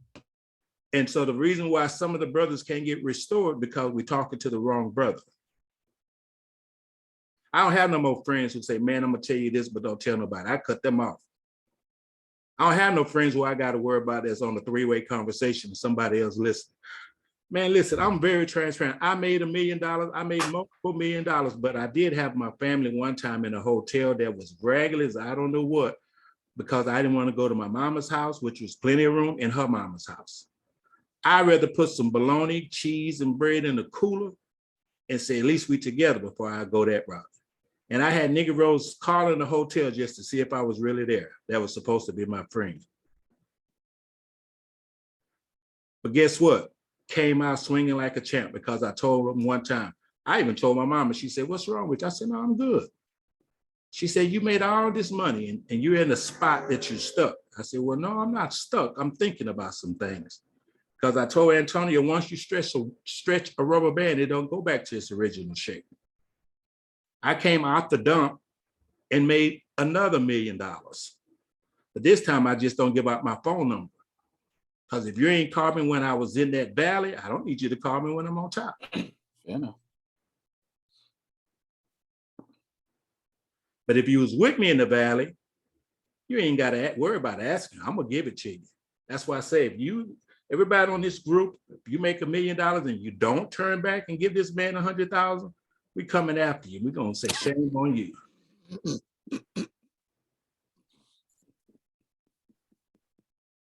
I hope I'm the first one.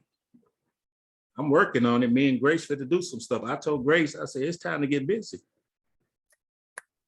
And Grace got my full permission. Well, when you get tired of being sick and tired, you can do like they did. You can complain. Or you can not even complain, and you could take Moses' spot and say, Lord, I'm crying out to you because I need you to turn this into a drinkable situation. I hear you, Ken. A drinkable situation. I hear you. Y'all hear that? You know what? I did this here one time. I preached, talked about, I turned it around when Paul now was in the camp and they were sitting at the fireplace, at the fire, where the snakes was getting shook off. And I just took it and went a different direction. I told some of my people, I said, you know what? A lot of times we sitting by the fire, freezing to death. And y'all might need to chop on that for a minute because it'll a whole minute. You're sitting right by the fire, freezing to death. Now, how you do that? If you're doing a bitter complaint like they were doing, you freezing to death. Because the source was already there the whole time. Sometimes he just wait to see how we gonna respond when he don't, because we think we can tag God and put him on our schedule, make him move, and just because we shed a tear, you do your favorite jerk, or you quote your favorite scripture, you think he's a genie in the bottle and think he's just gonna pop up when you want him to pop up. But I'm so glad sometimes the Bible says this here, his ways are not like our ways, and he'll make you wait just to see what you're made of. No disrespect to the lady who said she called her bishop. I already told him, if somebody died and it's the middle of the night, don't call me. So they're gonna be dead in the morning. Call me in the morning.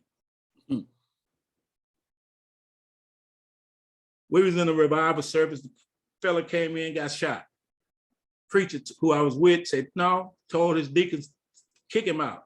Put him back out on the front porch. He ain't had God on his mind before he got shot. And used to him interrupting what we're doing in here. I said, my nigga. My God. You stupid kid. All facts though. All facts. Language. Every single word. Every single word. And language may violate y'all a little bit, but all facts. All facts. I mean, you know, it's oh yeah, my bad. I do that at church sometimes. I have to. No, this is the right place, so it's all good. It's all good. And I just to think I was raised in a white Pentecostal church. When I went to the black church, they turned me out. I told the pastors, I said, man, y'all got some different testimonies going on at this church. I ain't never heard nobody testify about their lights being off. I'm like, what they doing off? But I came from that, you know, white church. Our testimonies was a little different, Jerome. But yeah, the bitterness, the fact that in that moment, instead of being bitter, chunk up a praise, just chunk up some gratitude and say, God, you know what? I don't even understand. I don't even understand why it's like this.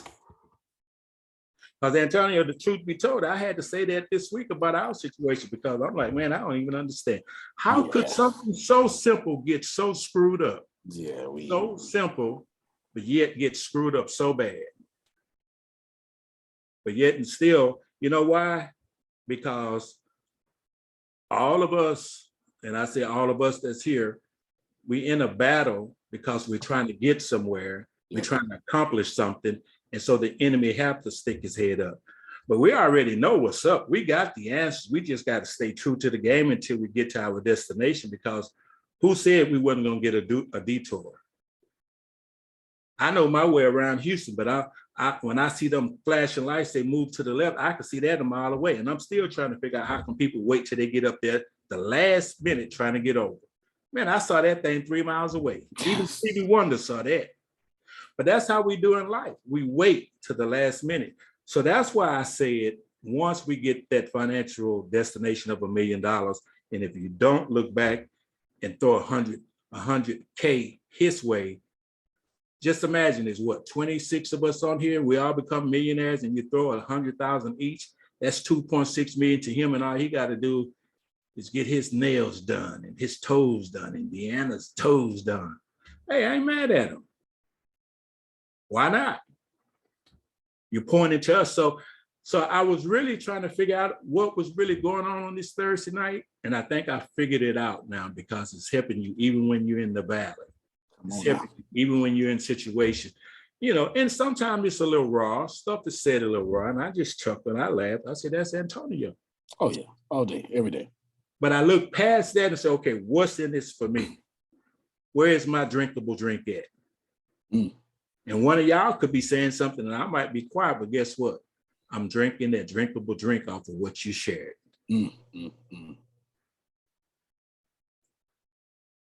Come from that hood where we put 2 straws in that party and say, sip off of this, boy. I'm done, man. Oh, come on. Y'all clap for that. Woo! Every day. Come on. Y'all clap for that. One time, Dr. Ken. All right. It's one time. Yeah. For one, Grace, I just got word Geraldine Sam died. I just got word, like just now, at this very moment. Geraldine Sam? You don't know Geraldine Sam? Don't you know Geraldine Sam? I'm pretty sure I do. Don't worry about it. That's just my news. Don't worry about it. Okay. She was the first Black woman mayor of Lamarck. She was also huge in the Christian community. That doesn't matter. So that, I guess that was for me. Don't worry about it. Don't worry about it. Let's see. Drinkable drink. No. Queen Chi, come back here. Everybody come back here. Everybody come back. Come back. Get off the toilet. Come back. Everybody come back. I need you to get off the toilet real quick. Wait a minute. I had a strong point. That's SKRONG. Strong point. Strong. It was strong. Okay. Did y'all hear Ken? I never heard nobody say drinkable drink. He made the water drinkable, and Phil was absolutely right, because the Greek didn't make the bitter water drinkable. Not Greek. Hebrew. This is Hebrew. This bitter water became sweet. Now, this don't make no damn sense, Jerome, because wood don't make things sweet. Wait a minute. I need everybody to catch me. Don't you multitask on me. Not right here. I'm addressing Yolanda, Renee, and everybody else. Everybody. That's ERRBODY, one word. Everybody. Okay. Everybody else. I'm addressing you. That God can only bless you, Frida, to what you comprehend. These folk comprehended Moses, we thirsty. Tell God, do something. Grace, read 27. Grace, before you read 27 and show it, I went to public school. I promise I ain't forgetting you, Prophet Jerry. Where's Trey Nace at? She's always a joy. Where is she at? I can't see him. Oh, there she go. I couldn't see you on my screen. Okay, oh, there you go. Grace, 25 is how many verses away from 27? 2. Grace, do you believe in the Holy Spirit? Yes. And do you believe the Holy Spirit put something in the Bible that ain't supposed to be there? Yes. No, the answer is no. Oh, well, Yeah, the answer is no. You're going to hell if you say yes again. Don't you say okay. yes. Okay. The answer is no. Got it. You just didn't understand the question because your reading comprehension ain't as good as your math skills. That's what it is. So let me say it in the church way, guys. Let me say it in the church way. And that's my fault for talking to you like a scientist. Let me talk to you like a Baptist. Grace, does the Holy Spirit making mistakes? No. All right, then there you go. That's what I was supposed to say to you. And that appealed. Even Jerome was like, "That's right," because I didn't understand it either, right?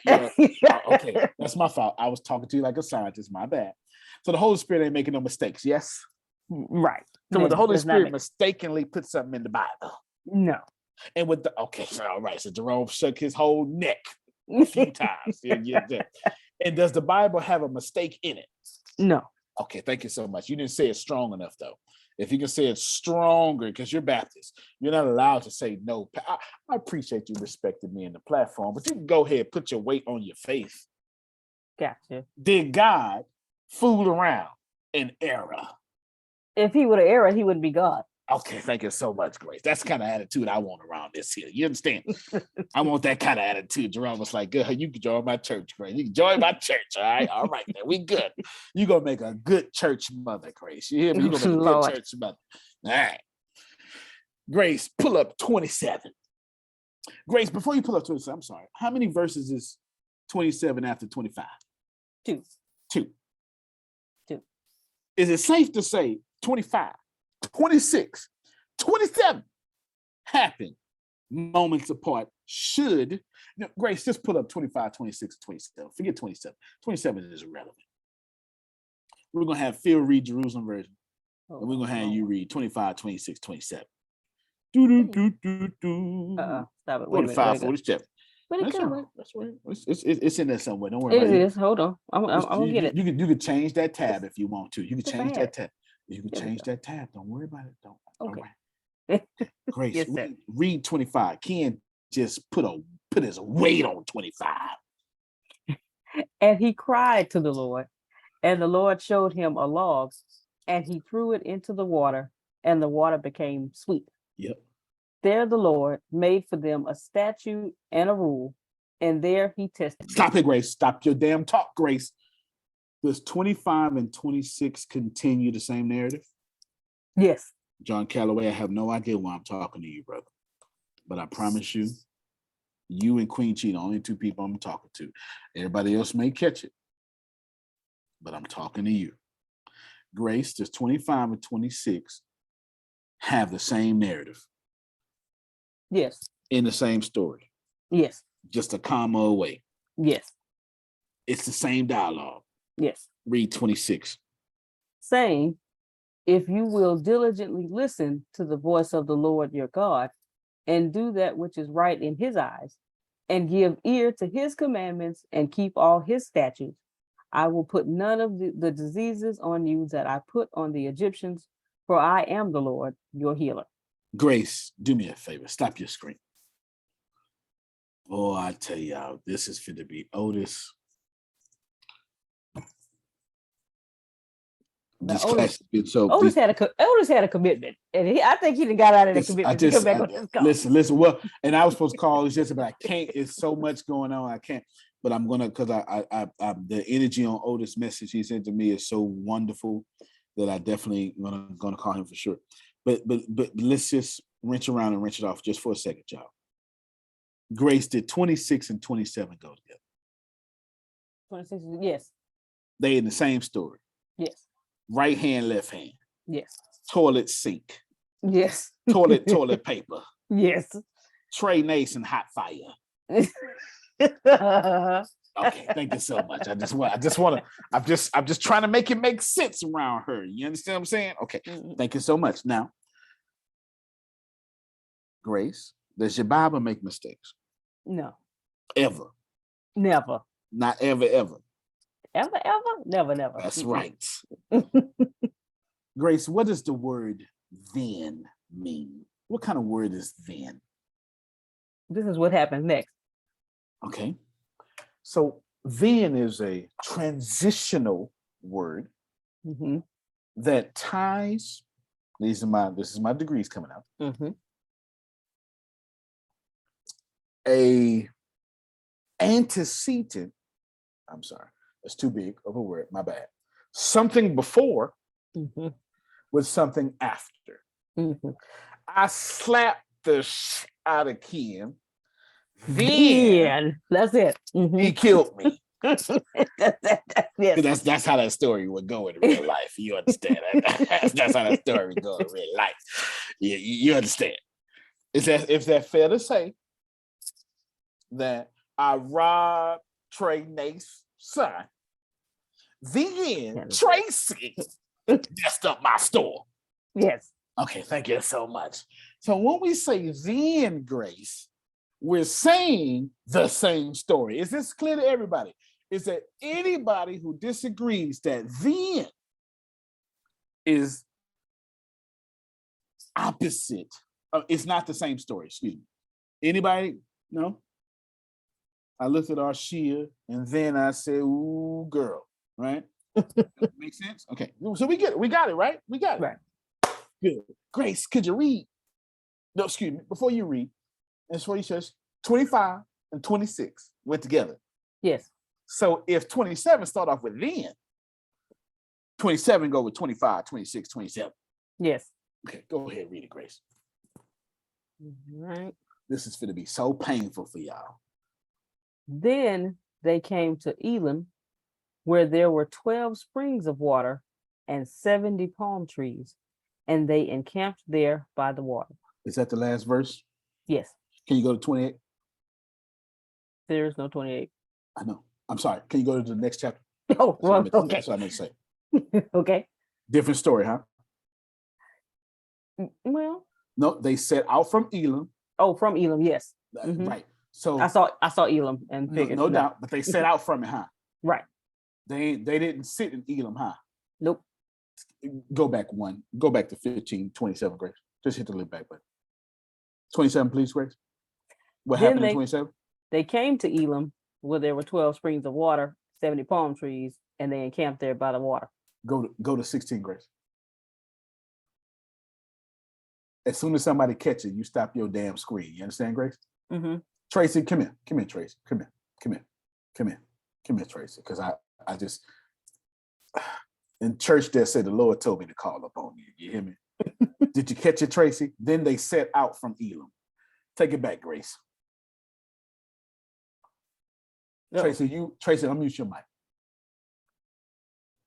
Come here, Tracy. Unmute your mic. 27. What did it say, Tracy?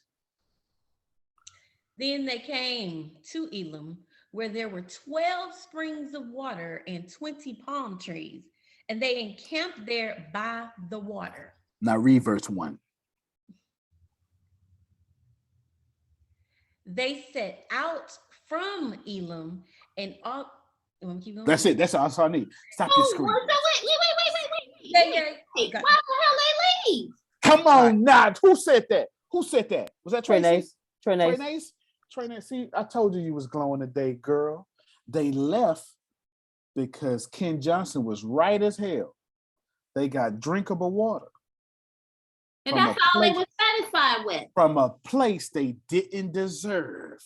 Had they waited 10 more minutes, they'd have had 12 springs, 70 palm trees. And that is why they ass wandered.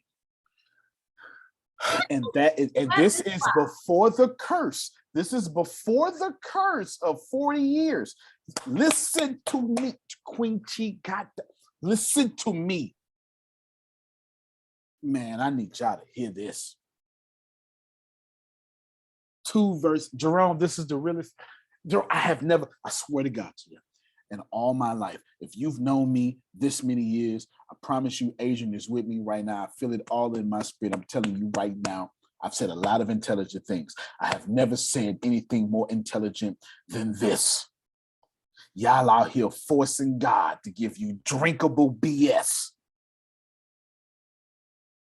When 10 minutes later, you could have got 12 springs and 70 palms. Food around us. That was unprofessional. That was unprofessional. My bad. That was unprofessional. Hallelujah on the thing for you. Hallelujah. You Baptist. You Baptist. That's what that was right there. That was unprofessional. You preached yourself happy, and that's what happens. Okay, keep going. Adrian, I'm so damn tired of forcing God. You deserve to do that. You deserve to be tired because that what just happened, that what you just brought us through for as many times as we have gone to a church and sat through anything. Come on, to man. hear something. Come on, man. But to see that in the despair, in the complaining, in the being caught up in the situation of whatever the situation is, bringing it all the way back to the trauma and the reason why we have the trauma, but it's not so much why we have the trauma, but the what we do within the trauma. You brought that all the way there to say that the first thing that we do is leave. Yeah, the first thing we do is we say, Ken. Because I received you because you know I left. And listen, Ken. Ask God to help us, Ken. Right. I mean, but I never. That's the Bible. Adrian, that was the Bible.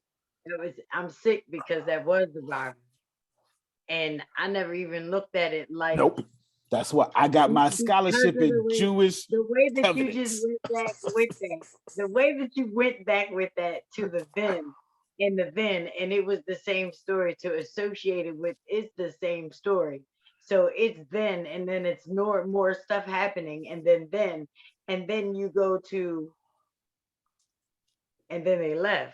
Adrian, God, Grace, pull it up. Adrian, keep your mic on mute. Like, God's so frustrated. God just ended the damn story. You hear me? Right. Like, look, did they fucking left? What the fuck? Look. Trying to get Adrian, God just, that's why I had Tracy read it. God, that's why I had to read it. Look, God say, look at 27, y'all. Look what y'all walking past. And then go ahead and Grace, just go ahead. Just indulge me. Then they left. God, stop the damn screen, Grace. I'm trying to talk to Yolanda and everybody like Yolanda. You're out here being blessed in your comprehension. So they comprehended John Calloway. God, you're going to do something because I'm tired.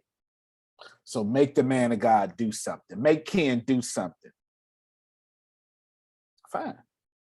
Say less. Ken, make it work. And then God then walks you past what was for you. Shade, comfort, a pleasant place of rest, and overabundant thirst-quenching springs in the desert. He grabbed them up like they the little kids dragging them past the toy department. No, we're not going there. Very nice. They literally was so blind. I had a friend of mine texting me last night saying, okay, Yolanda, Yolanda has to check out.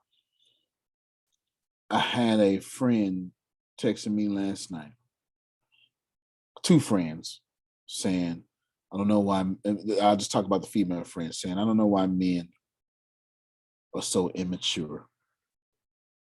And all I could tell my friend is, the reason men are immature is because we are so stupid when it comes to understanding God sends us women. Can I push that further, Arshia? God will fool around. I wouldn't have it any other way. Go ahead. God will fool around and say, look at this spring. It's 12 of them. 70 places to rest. By the way, Queen Chi, it's in your slavery.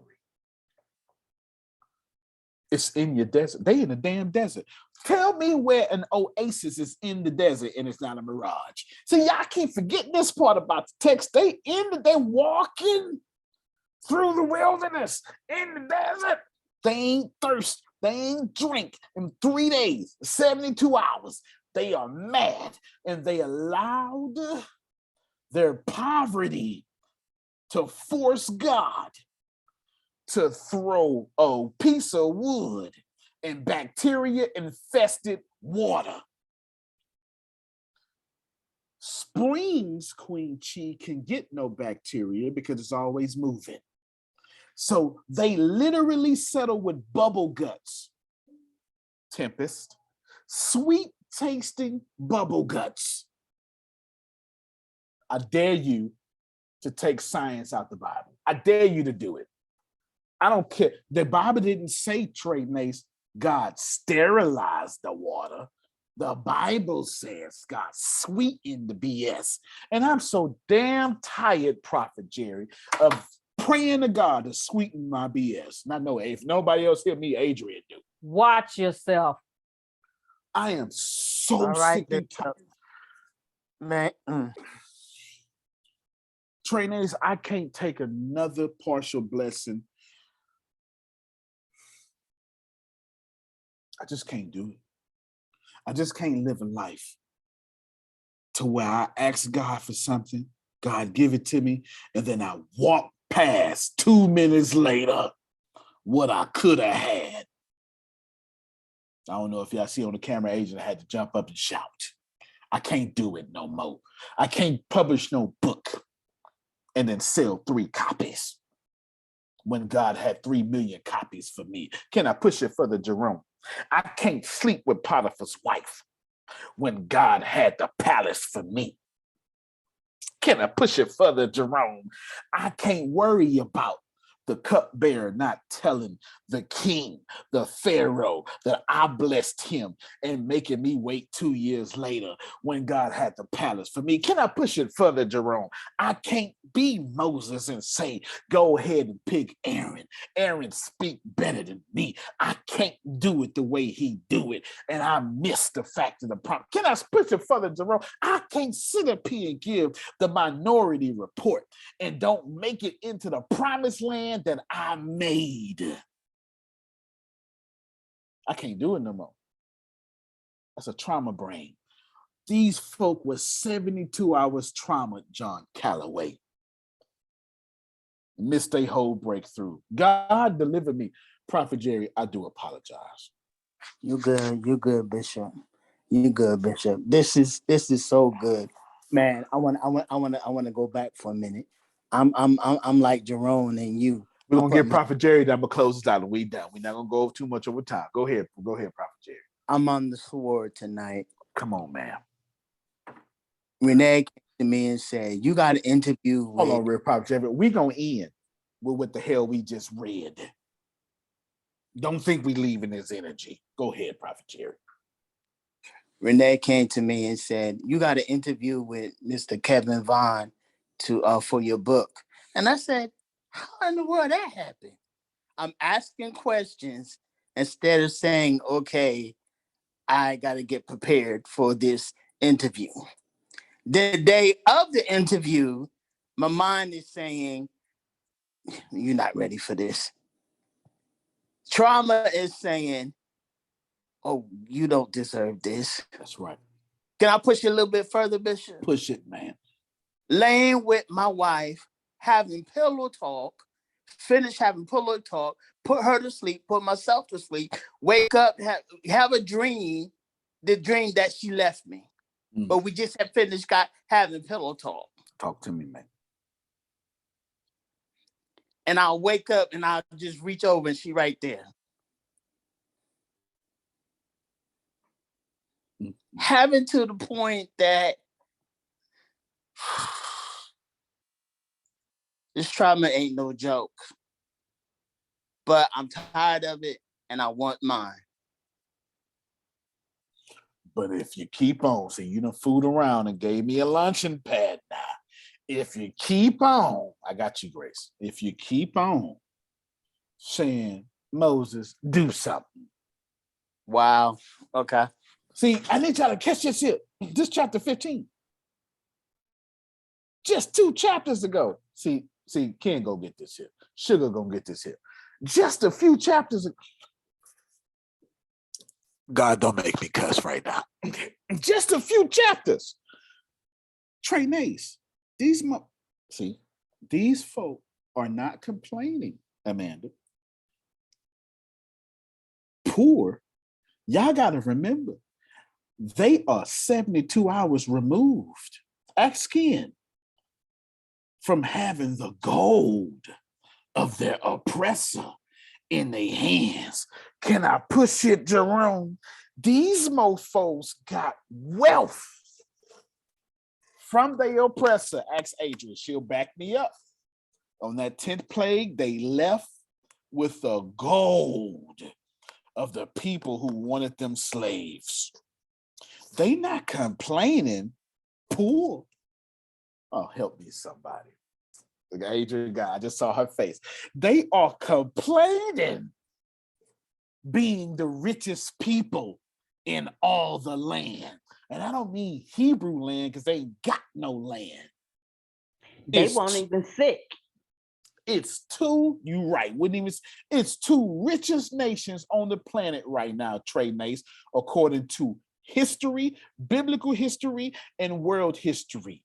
The 2 richest nations on the planet right now is Egypt and the folk Egypt gave their wealth to. They are complaining with a breakthrough in their hand while missing their breakthrough in Elam. Tempest, if I ain't never taught a class before, you've been with me a long time, 11 years, just the 8-1 like this here. I said that. Stupid car, my transmission light on. So you want to walk?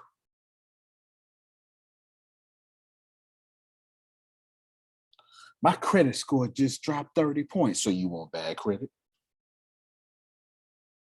He don't love me, so you want him to kill you?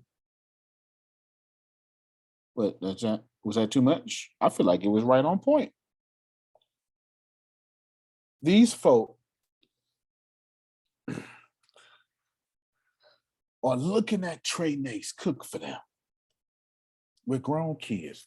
So now this man ain't even got to worry about the kids in the house. Trey Nace doing all the work. Now for woman submitting to this man. And I'm complaining. She didn't do what I have no idea. I'm not a complaining man, so I don't know how to complaining man think, but insert complaining men. Sorry, complaining men, insert them there and put that there. That's what they doing. Missing the fact. There go Tempest. And so now God got to give you a piece of wood until you walk past Tempest and realize,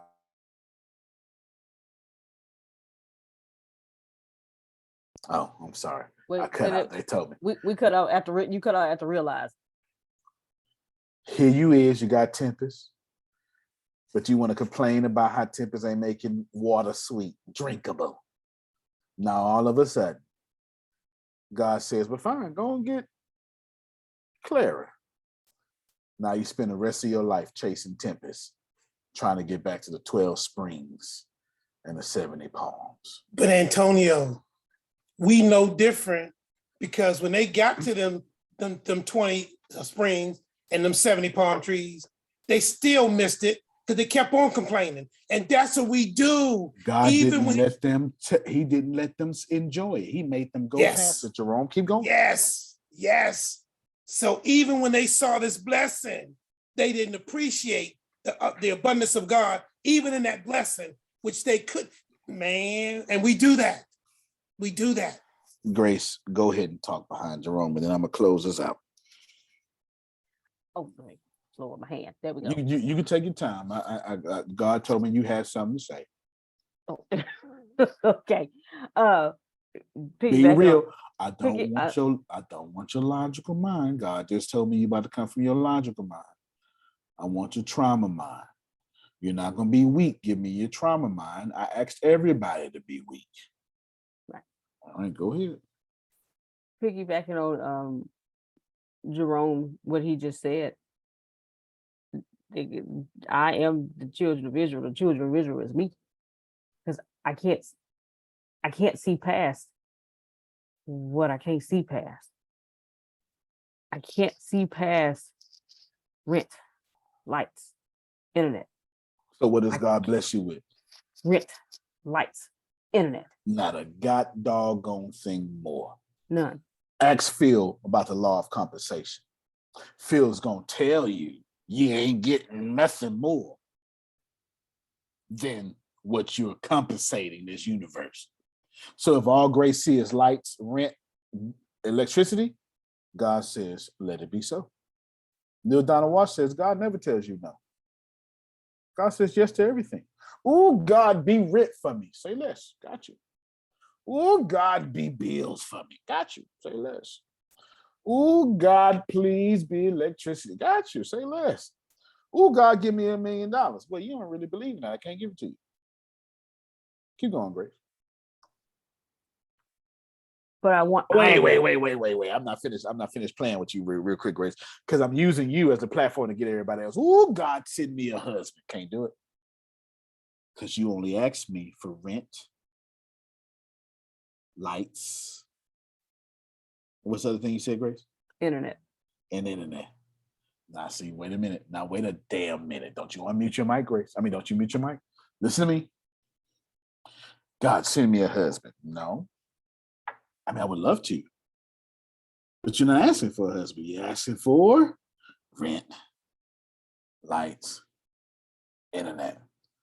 But God, if you can send me money, no. I would give you the cattle of 1,000 hills. I'll give you Old Testament style Queen Chi, all the desires of your heart. Finish it for me, Jerome. If you delights. Oh, delight thyself in the Lord, and he'll give you the desires of your heart. Thank you so much, Jerome. I did the scripture backwards. That's why he couldn't catch it. You don't need Jesus to be blessed. The whole Old Testament is blessings. Oh, God, give me bread. I'd rather starve. So give me bread. Grace has reduced God to a loaf of bread. Wait a minute before you talk, Grace. Is she alone, ladies and gentlemen? You're not alone, Grace. No, Thank you she's so not. much. You are not alone. Absolutely My not. God, my God. I'm not done. Check me out. Tempest is in her oracleness right now. I can see it. I know what she had that glow on it. Listen to me very well. Grace got plenty more to say. We're going to say as long as she won't, and then we out of here. But listen to me. God can't hear nothing but your desperation. Antonio, that's not true. Grace, go ahead, pull up Exodus chapter 23. I'm sorry, Exodus chapter 2. That's my fault. I'm going to speak your language, Exodus chapter 2. Exodus chapter 2. Good thing about me, Otis, I fooled around and went to school for this. I didn't try to, but it happened. All the way at the bottom. The last verse, Grace. Last verse. You had to because you was already pre-positioned for the position. Just saying. Great. No doubt.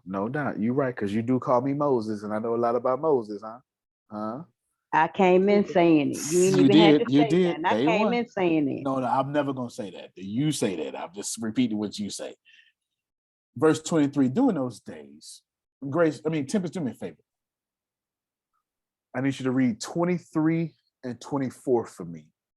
And I want you to play God as a woman, and I want to play God as a man. Okay? Actually, you know what? Tempest is very important. I want you to read 25. I'm going to read 23. And I want you to be the breakthrough in your empathetic voice in 25. During those many days, the king of Egypt died, and the people of Israel groaned because their slavery, and they cried out for help.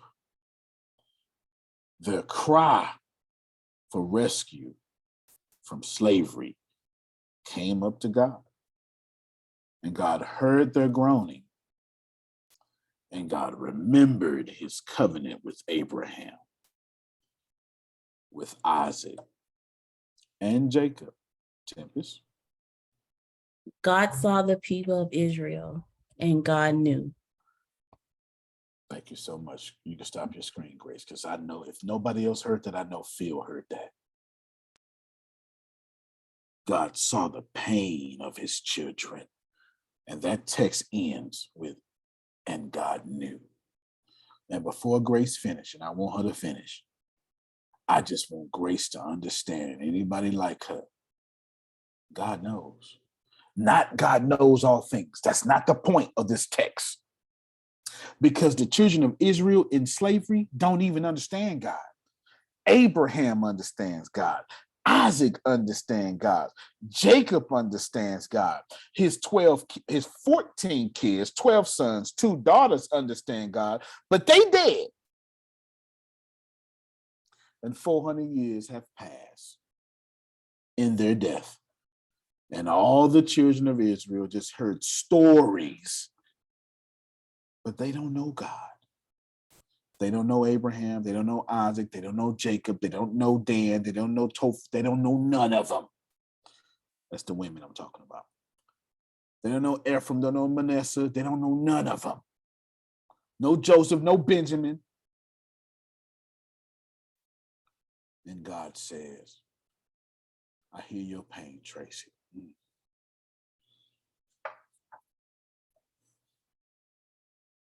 And then the Holy Spirit says, and God knew. Aren't you glad that you serve a God that knew you couldn't take it no more?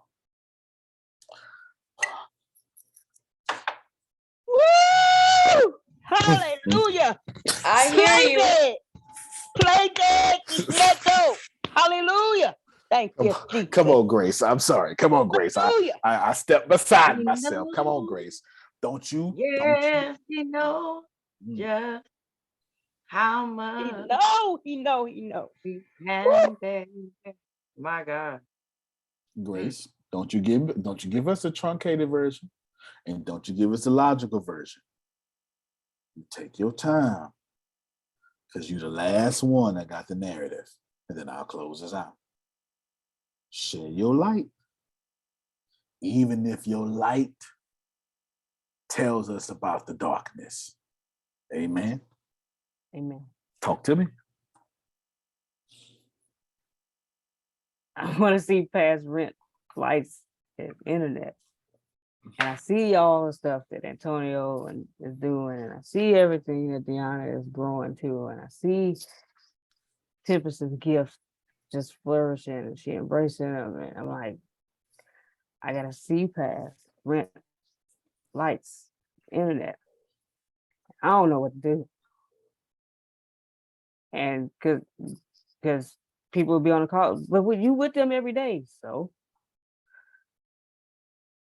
I've been with them for 8 years, and I can't see past rent, lights, internet. This is why I don't know what I want. People are like, well, what is it that you want to do? I don't know. All I know is I want a whole bunch of money to what my grandma, my parents, and my sister ain't got to want for nothing. I want to pay my church off and just be good. And anytime somebody say, if Adrian say, hey, let's go to Rome. Okay, what time the plane leave? That's what I want. I don't know what I want to do or what I need to do to get there. Okay. Ken and Dr. Ken and Solar keeps pulling at me. So I feel like, okay, maybe I need to go in this direction right now. But I love Antonio and the course so much. I feel like I'm abandoning them. That's why I'm still here. And Notice. Keep going. And I keep I don't want to leave them because they've been too good to me. And I feel like it is my obligation and my duty to stay and to help them, but to also go in a direction that I want to go, but I don't know, man. Well, could I say something, Antonio? You sure can, sir. Look, hold on, real quick. Long as it is recorded, Sandos, whatever he about to say. Okay, go ahead, sir. Well, I think Grace and I are starting to talk more, get to know her, but I disagree with what she just said when she said she don't know what she wants. You just said what you wanted. You want to be a blessing to grandma, blessing to ATS. And like I told you the other day, you just have to balance it. You got to have an ATS business journal and you got to have a Grace journal. And when there's time for that appointment for that Grace journal, you got to look at your journal and say, okay, I can go do this at this time. And then that way you're still fulfilling your ATS obligations, or even wants, should I say. But let me tell you something, Dr. Grace. I used to go to the BMW dealership at 1 o'clock in the morning and just walk the lot and just dream. Say, man, one day I was living in a government apartment, writing down goals, talking about I'm gonna have a Rolex watch. I got some alligator shoes coming. I used to go put suits in the layaway just to go make sales and say, I gotta get those out. So that's where you gotta start. You know what you want. You just gotta put a vision to it, a vision board, if you will. Because I'm gonna tell you, like I tell everybody else, they ask me the question. I said, you know what? I used to write my goals down and I can't explain it. But once I wrote it down, things start happening. Because I took the step of just writing it down. Didn't say I was writing it down and then I had a part B said, okay, how I'm gonna do this. That wasn't what I wrote down. I just wrote it down. And the next thing you know, I had a car dealership with Lamborghinis, Shelbys, Mercedes, Corvettes, Porsche, and everything in between. All because I just wrote it down. I didn't try to figure it out how it was gonna happen. I just wrote it down. So like I told you, you can't abandon ATS. You just got to balance it. Because Antonio said, go get your money. As we say in the hood, get your money, man. That's Can I say something in this space? Well, I'm not going to stop you from saying something. Listen, and I'm not going to cry. But you know what? I understand where y'all sitting. And I get it. Grandma, great grandma, been through stuff.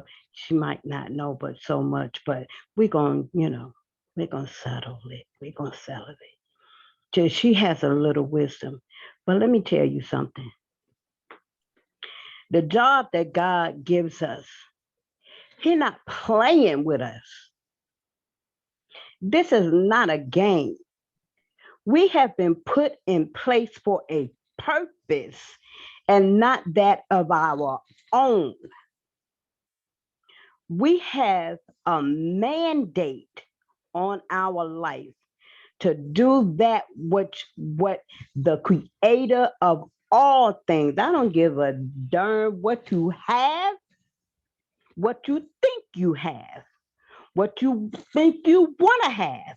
None of it matters without the realization of believing that there's something bigger and greater than you. Because if you can't snatch down those planets, stars, and put them in your pocket, if you can't fold over the sky, if you cannot roll out that outer covering of the moon and wrinkle out those gaps in there, those craters, Where is your power? God wants us to come up. He wants us elevated. And yes, sometimes you got to sit and be in the back just to watch and see who's getting it. There is something that I ask you to do, Grace Sanders. And I guarantee you, you have not placed anything on 2 pieces of paper. And this is for you. There are things that I do, that I see, that I say, that I have, that only God has given me. It has nothing to do with man. And when he tells me to do something, I do it. Simply because when I wouldn't do it, he would not speak to me. He would not move. And I got used to having him take care of me. It wasn't relying on man. It wasn't relying on people. It wasn't relying on my children. It wasn't relying on me. It was relying solely, literally solely on Father, Son, and Holy Spirit. I watched him hide me, literally, in the face of danger. It's right there in my face. And I'm hid. They are looking for me, and I'm right there in their face. When he brought me here to the awesome ATS, I had no clue, but I felt the feeling. I knew then, just like I said, that this is Moses I'm sitting before. I didn't say anything, and yet it has nothing to do with the Moses that is in the Bible. It has to do with a continuation of that. What are you continuing in, Grace Sanders? You need to throw up. You need to take that enema and get rid of that which is holding you down. You are heavy. And when you are heavy, you cannot put anything else in that you need to put in that is going to fortify you for the next level that is waiting for you. And I understand. I get it. Because I have children and grandchildren and great-grandchildren, and they think I'm crazy sometimes. And I say, what I'm told to tell you to do, as soon as I say that, they start laughing sometime until they do it. And then when they get what happens afterwards, then they're like, I didn't know. But see, God don't want you to know in your knowing. He wants us to know in his knowing. He's God. We're the image of him. You are you are so OMG. But just like you said, you can't see past what you can see. This is why it is said that we are supposed to live a spiritual life. It is supposed to be the spirit leading the flesh, not the flesh leading the spirit. You are full. You know what? My bad. I want you to get to the best of who you are, not in you, but in Father, Son, and Holy Spirit. Whether that's believable or not, it is, because we didn't make ourselves. I mean, well, she believe in the same thing you believe in, so you good. I know. I'm just saying because she's not moving toward that. That means that there's something that she is holding on to because you cannot move forward in something that you're supposed to be moving in if you're holding on to something else. Okay, so let me say this real quick. Hold on. Thank you so much, Sandra. You just made me remember. I need to say something before I close this out. Mr. Smith? Yes, sir. Mr. Smith? Yes, sir. I'm not. I mean, hold on. Let me hold on before you go, Jerome. Go ahead, sir. Sandra, no. You don't even mute your mic. I just want to back up Sandra real quick.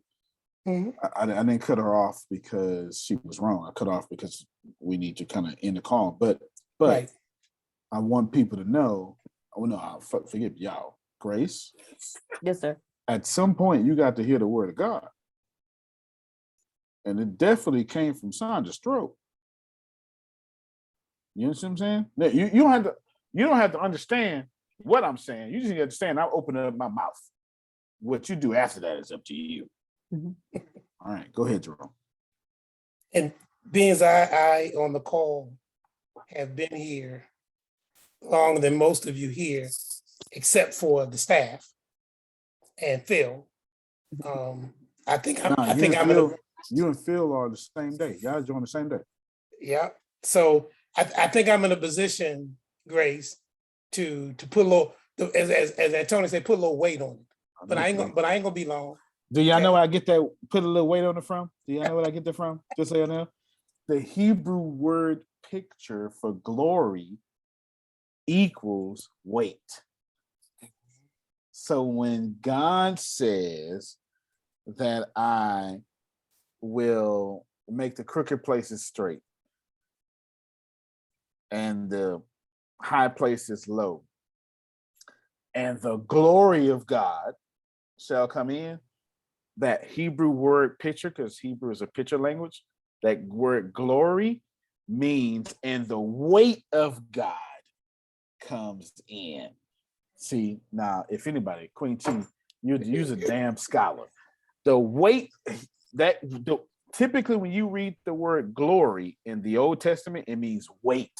It means that God is so filled the temple, you feel it, Trey Nace. You feel God's glory. It has weight on it. So when I say, let me put my weight on it, I'm actually saying, let me put the God's glory on it. Go ahead, Jerome. Keep on going. Keep on going. No problem, sir. And Grace, this is what I need you to do. This Jerome talking, but I hope I'm being inspired by God. Is that number one, you need to stop cheating your God. Stop cheating him. Pick up on what Antonio said tonight when he told us that story about the children of Israel and that piece of wood. And no, she stop that. And even out of your mouth, as you were talking about, the ATS and Antonio, you brought up Tempest and you brought up Deanna. And I'm gonna bring them up too, because I remember when Tempest was struggling internally, and I cried on this call because I didn't want her to go. But you know what? She needed to move on and come back. And look at her. Deanna had to leave and come back. I'm not saying you got to leave and come back. What I'm saying is they moved on, and you see the evidence of them moving on, moving up because of where they needed to be. And they're still growing. And you also see where ATS is going. And you also see that you're not moving where you need to be, but there's only one person who's keeping that from happening. And it ain't Antonio, and it ain't Deanna, and it ain't Tempest. And it ain't us. You know exactly what it is. Stop cheating your God, Grace, because you have a relationship with him, and he desires to do exceedingly abundantly above all that you ask or think. He desires that for you. Grace, did I call you this morning? Yes, sir. I did, didn't I? You did.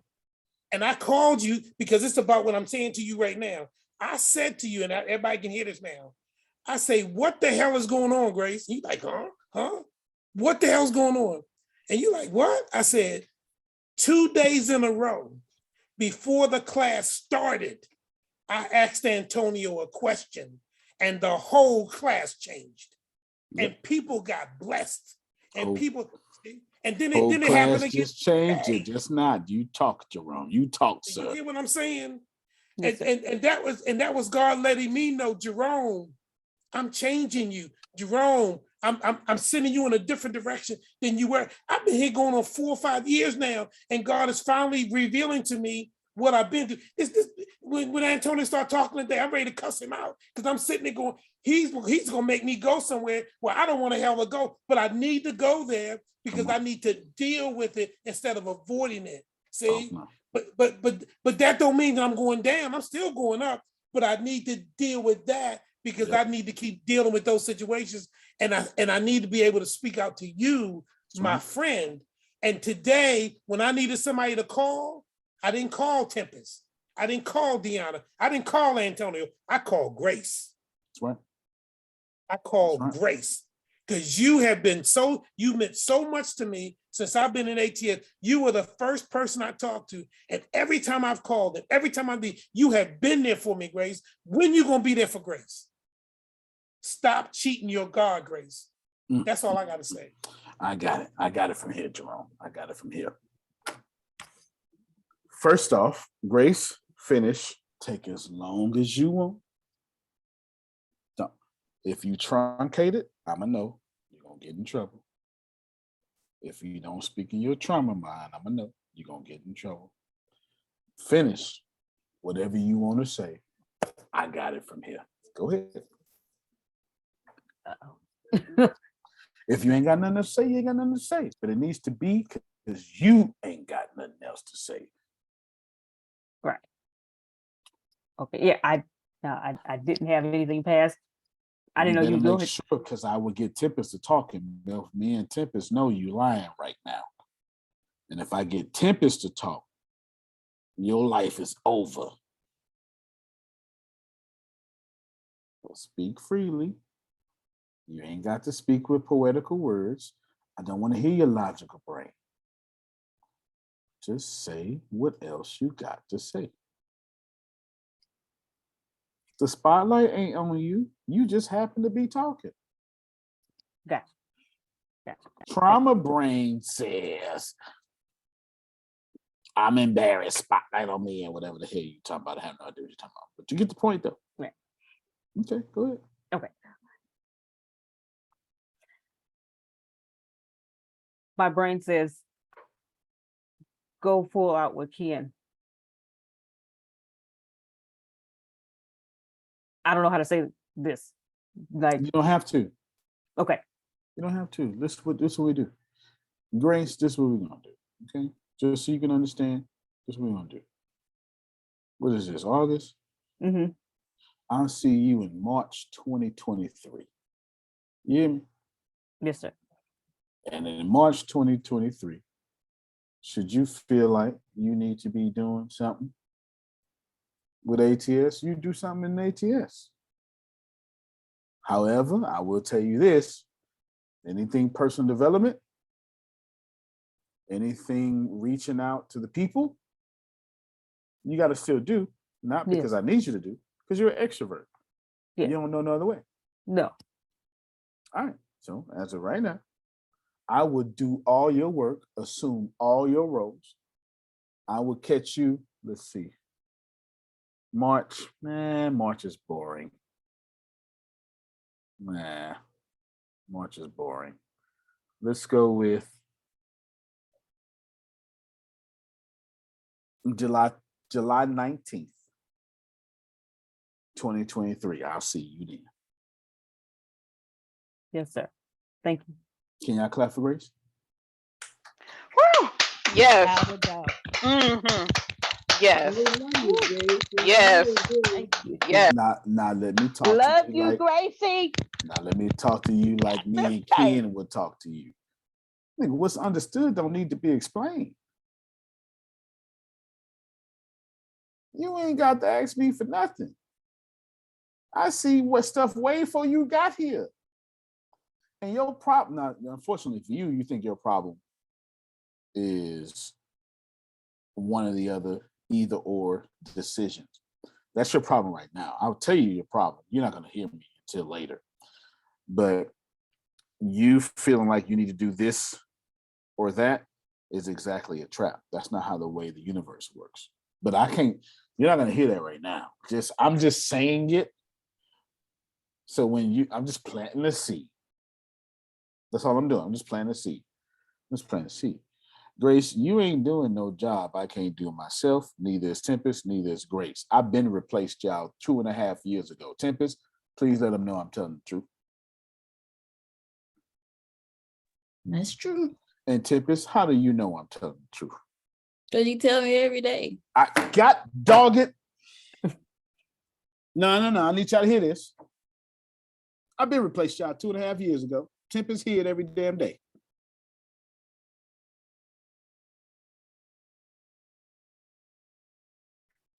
Grace, I'll see you July 19th, day for my birthday, next year. Now, that doesn't mean I will see you. I'll see you every day. I'll see you tomorrow. I'll see you 5 days a week because my video game needs me 2 days a week. Yes, that's real talk. I'm not going to lie to you, Chiquita. I'm not going to lie to you. Like, you're not going to not see me. You're going to, what is that? That's almost a year from now. That's 273 days from now. That's what quick math does. So you're going to see me 253 of those days. You're going to work with me every one of those days. You're going to talk to me every one of those days. Grace, would you tell them that when I told you I'll see you July 19th, what do you really know? Tell them how I am. Just because he said he'll see me July 19th of next year doesn't mean he still go, hey, you got what you need? Hey, what you doing? Hey, I thought you was doing this for kids. Go get up your ass. He's still gonna be Antonio, is what he's saying. How do you know that, Grace? Because you've been Antonio ever since I know you. And how do you know that? Because you never stopped taking care of it. And do you have any evidence that I do not show up in your life multiple times a week? No. No. Answer the question. No, answer the question No. truthfully. No, you know. Have I ever abandoned you? No. Have I ever sat up here and left you? No. Do you expect me to do it now? No. What the hell is the problem? Exactly. I don't understand the problem, Archie. I feel like we talking some sense. Now, here's your real problem, Grace. You no longer have the floor. I got the floor now. Your real problem is you have a lack spirit about what you need to do next. Phil hears it. I hear it. There is no either or. I'm talking to everybody, especially Katrina. I have no idea why, but that's what it is. So there you go. There is no either or. There is no Ken or ATS. There is no humor consultant or Les Brown. There is you. Y'all not listening. Wherever you.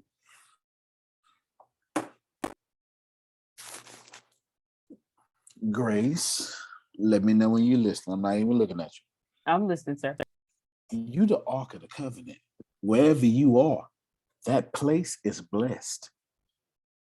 But you don't see yourself as the Ark of the Covenant. But here's what I know for sure. I know Tempest. I know, forget anybody name. I know everybody here understands. You fool around, lose me, you lost blessings. There's not a single, no disrespect to any of y'all. No disrespect to Phil, Susan, no disrespect to y'all. You fool around, lose me, John Calloway, you lost. Because wherever I go, I multiply. Grace, listen, don't speak, listen. I am the Ark of the Covenant. Wherever God is, Adrian, God blesses. And whatever God blesses, God grows. And I know damn well that my house, tell me I froze. I'm sorry. Can you hear me, Grace? Yes, sir. Trey Nace, if I fool around and come in your house, Trey Nace, your ass is gonna make a lot of money. You're gonna have a lot of happiness. Your skin gonna get well. Your stomach gonna get. Your kids gonna become millionaires. There is not a place on this planet that I go that is not blessed. I am the Ark of the Covenant. I'm not saying that out of arrogance, so all you can religious people can keep whatever arrogance you think about me. I'm telling you that my karma is so freaking fantastic. If I get to you, I bless you. Grace, I'm gonna need that same energy. See, what you're missing between here and anybody who thinks like Grace, I didn't sound arrogant, but that's not what sounded arrogant. Arrogant to poor people. Here's what Antonio really said. Antonio really says, I am so abundant that I should put my weight on it. I understood what you said. You ain't got to explain. I do what you said. Kid understood. That's a basketball of confidence. Literally. You hear? That's it. When you walk by faith, you're walking with God. With God. And God rolled with me. So when I whipped Trey Nace didn't fool around, got blessed. Agent food around and got blessed. Queen Chi get TED Talks. No offense, I'm not trying to take that from you. I'm just trying to say wherever I go, there are those blessings. Ain't no either or with me. Grace, losing you to July 19, 2023 hurts like hell. Can't nobody lose grace without suffering. But wherever I am, baby, is blessed. And the most blessed thing I can do for you is to show you that I can love you, release you, and never leave you so you can finally see what the hell God looks like. If don't nobody else get that, or she that was deep. That was good. That was good. I'm in my driveway now. I can really listen.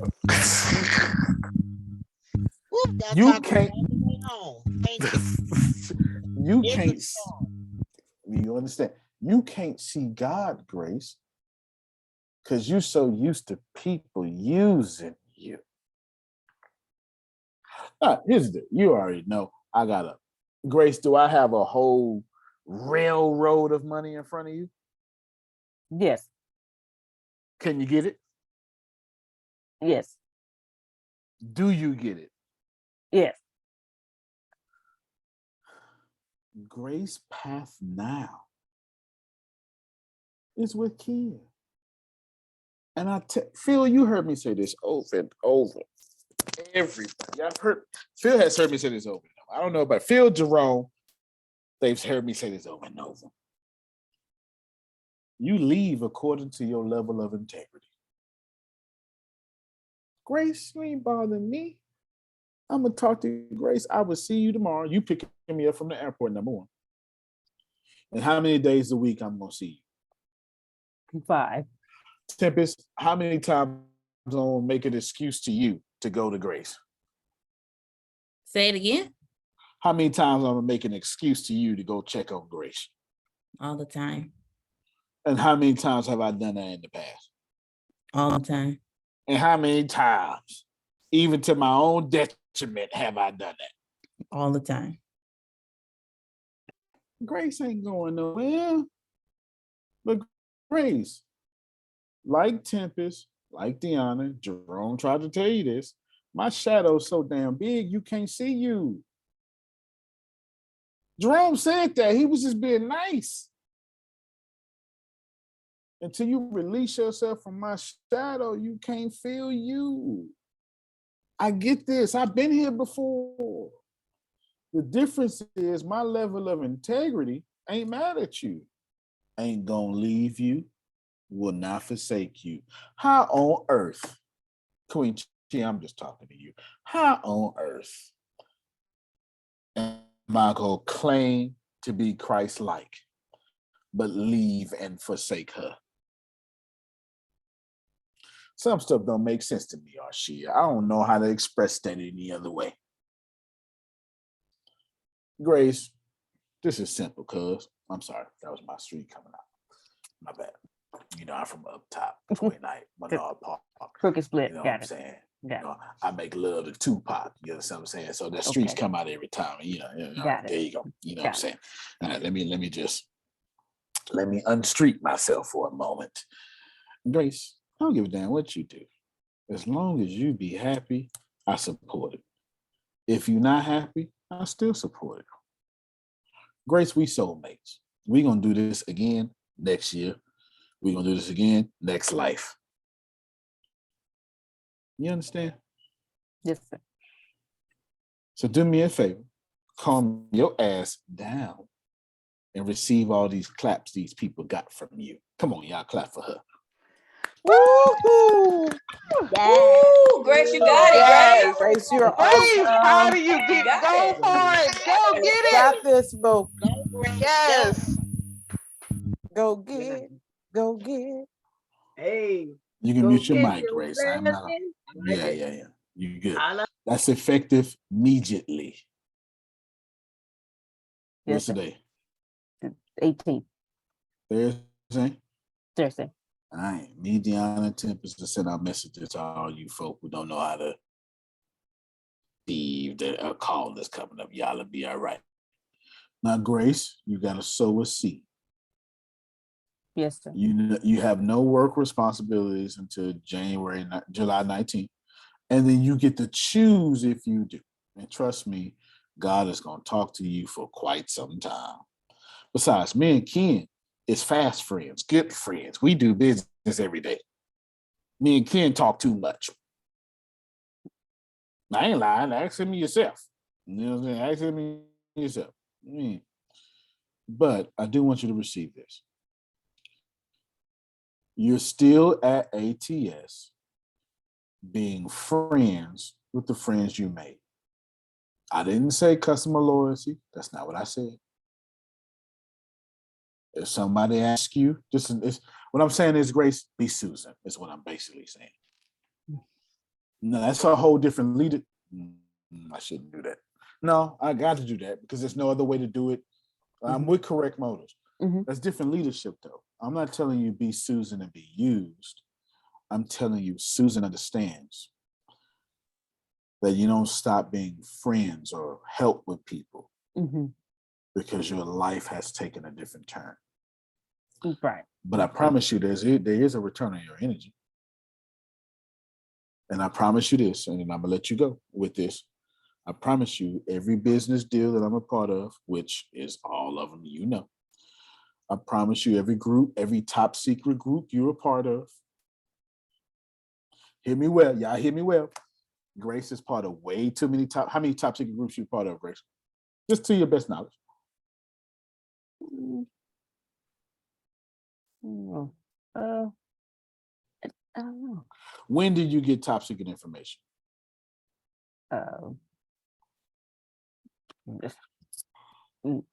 If not the same time, right after Deanna and Tempest. Thank you so much. So how many seconds does it take? It may be because it may be the next day because you talk to them. You talk to them all throughout. Hey, you know what I was talking to Deanna and Tempest last night. It's 86,100 seconds. Yes. You better be grateful. Phil and Susan are so gracious. Sometimes they wait 2 years to ask me a question. That's the damn truth. They just wait. All right. Process this information. Grace, you lose none of your status. You lose none of your pay. Y'all didn't hear me. Y'all didn't hear me. Y'all didn't hear a word I said. Grace, you lose none of your status. Grace, you lose none of your pay. Grace, you lose none of your access. Now go take your ass out there and go follow your dreams. I'm so happy for you. Please. I can't do nothing else, cuz. Go get that money, Grace. Go get streets. that money, honey. Otis, I'm sorry. I'm supposed to be more professional. That's just sometimes the streets come out. You know what I'm saying? Because when you're being real, I only know Tupac real. I'm a goon. I'm a part of Adrian Church. You know what I'm saying? I'm a goon. Grace, Calm down, relax. You ain't losing nothing. If you lose anything, it's because you died or I died. Actually, because you died. Because if I die, you good. If you die, well, you just start over. That ain't got nothing to do with me. Right. You just start over. That got nothing to do with me. You feel me? Yes. That's not gonna happen in Jesus' name. I forbid it. What in the world? That's There's how no I APS that's how I without feel. grace. Hey, It just can't be. that's how I feel about Kid. Kid can't die at all. He sent me too much money. He sent me too That much is money. not on the schedule. Yeah, you stay your ass alive, kid. You can't die at all. You can't die at all. All right. Y'all clap for Grace. Come on, so I can end this call. Yes. Love you, Grace. Love you for it. Thank you. Yes. All right. So how do we process the information that just happened? We don't. Grace, your life is for you. Don't nobody have a say in your life. It don't make no sense that y'all think I'm out here being ascended and judgmental. Y'all not really paying attention to me. Grace, you're not going to lose a dime. You're not. You're just getting 2 dimes. You get a dime from Ken, you get a dime from me. But you got to go with your feelings, man. I keep trying to tell y'all your compass is you. Jerome, I can't be more real than what I just did, man. I'm on the spot. I can either be publicly embarrassed or publicly Christ. I clearly chose which one I was going to be. Anyway, let me. Can I know Okay. Thank you, sir. I hate to tell you hurry up, but that's got okay. this call. Okay. I'm gonna hurry up. One of the things that I have learned since I've been here, and I'm one of the babies on the block. I can finally say that. But anyway, when you were taking a few of the people through the things that you were allowing them to be graced to be pushed through, which was amazing. Mm-hmm. It's like this. Because one of the things that you have allowed us to do is to become a community, a family. So you become attached to people. And when we're being pushed out, it's like, okay, but I'm gonna miss doing this with this person or that Right. person. That's Grace trauma. Grace trauma comes Right. from when she tries to do, she doesn't know I know this, but I recognize it through the Holy Spirit. That's what what Phil would say. You don't know. Keep going. Grace knows that when she tries to do something for her, the authority figures in her life tell her to do it my way. That part. That's why I didn't do Grace like that. That's not what I did. That's not what I did. Didn't mean to cut you off, Sandra, but Grace needed to hear that I fully recognize that. So I'm seeing you 11 months from now, Grace. I don't give a shit. But I'm gonna see you every day. That I'm talking about. Come on, man. You know what I'm saying? Man, y'all out here tripping. Let me just listen. There's 6 natural humans. Just give me 5 minutes, probably less than that. There's 6 natural emotions. Happiness, disgust, shock. Y'all, those second, the 2 and 3, y'all would have missed. Happiness, anger, fear, sadness, you would have gave me those. But disgust and shock are the natural emotions of this planet. If you put something that tastes nasty in the baby mouth, what that baby gonna do? Right? We're gonna do that. That disgust. And if you go in front of baby and go, right? Baby gonna do that, right? You miss those 2. So when it comes to Grace's trauma, I'm gonna use Grace since you didn't dominate the call, but this is last part. I'm gonna use Grace's trauma. Grace has sat here respectfully.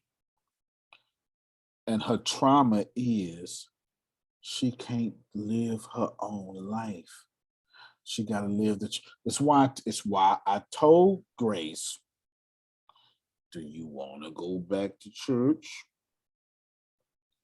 I didn't tell her not to. I just asked her a question. She said yes. I bet you doubting that now. But I ain't got nothing to do with that. Not church, but all those responsibilities. Because you can't do solar and all those responsibilities. Not the way you operate. You're a belly-to-belly person. You don't know nothing about no cell phones. You hate technology. Okay, yeah. You like gadgets, but you don't like technology. Oh, there's a difference. Yes. So No, you're a I don't. belly-belly. You want to drive to Ken every day. You can't So? do that. So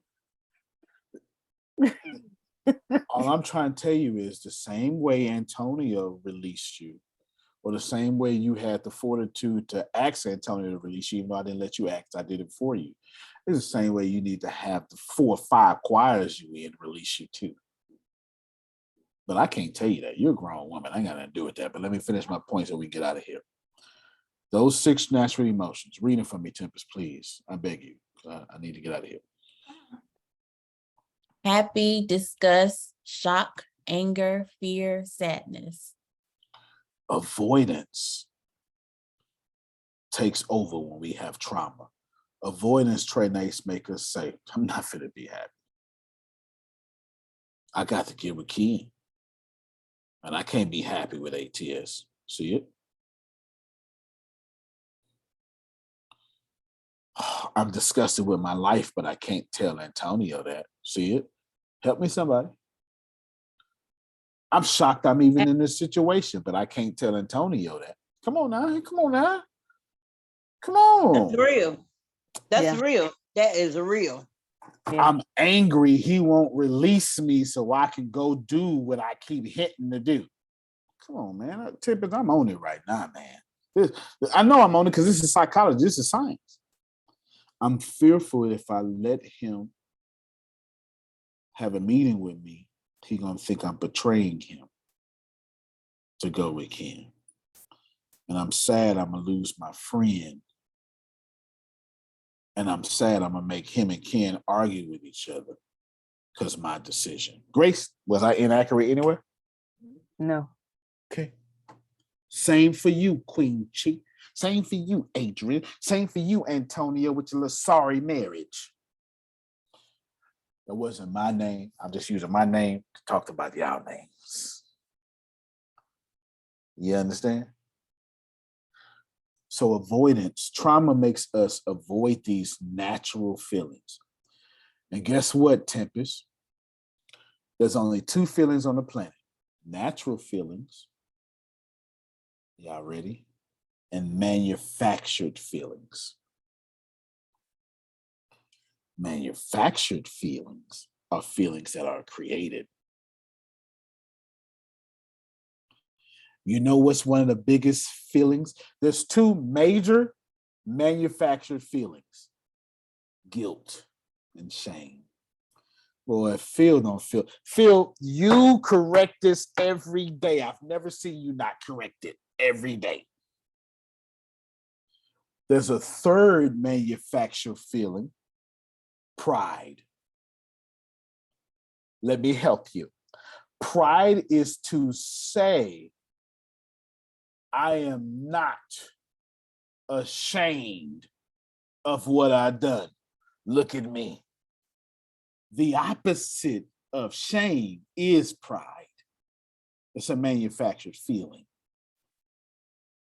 Because if you're just happy with yourself, there's no reason to be proud. Now, if I ain't got nobody else, I got to have Phil Sorrentino, because he's been preaching that for 5-6 years.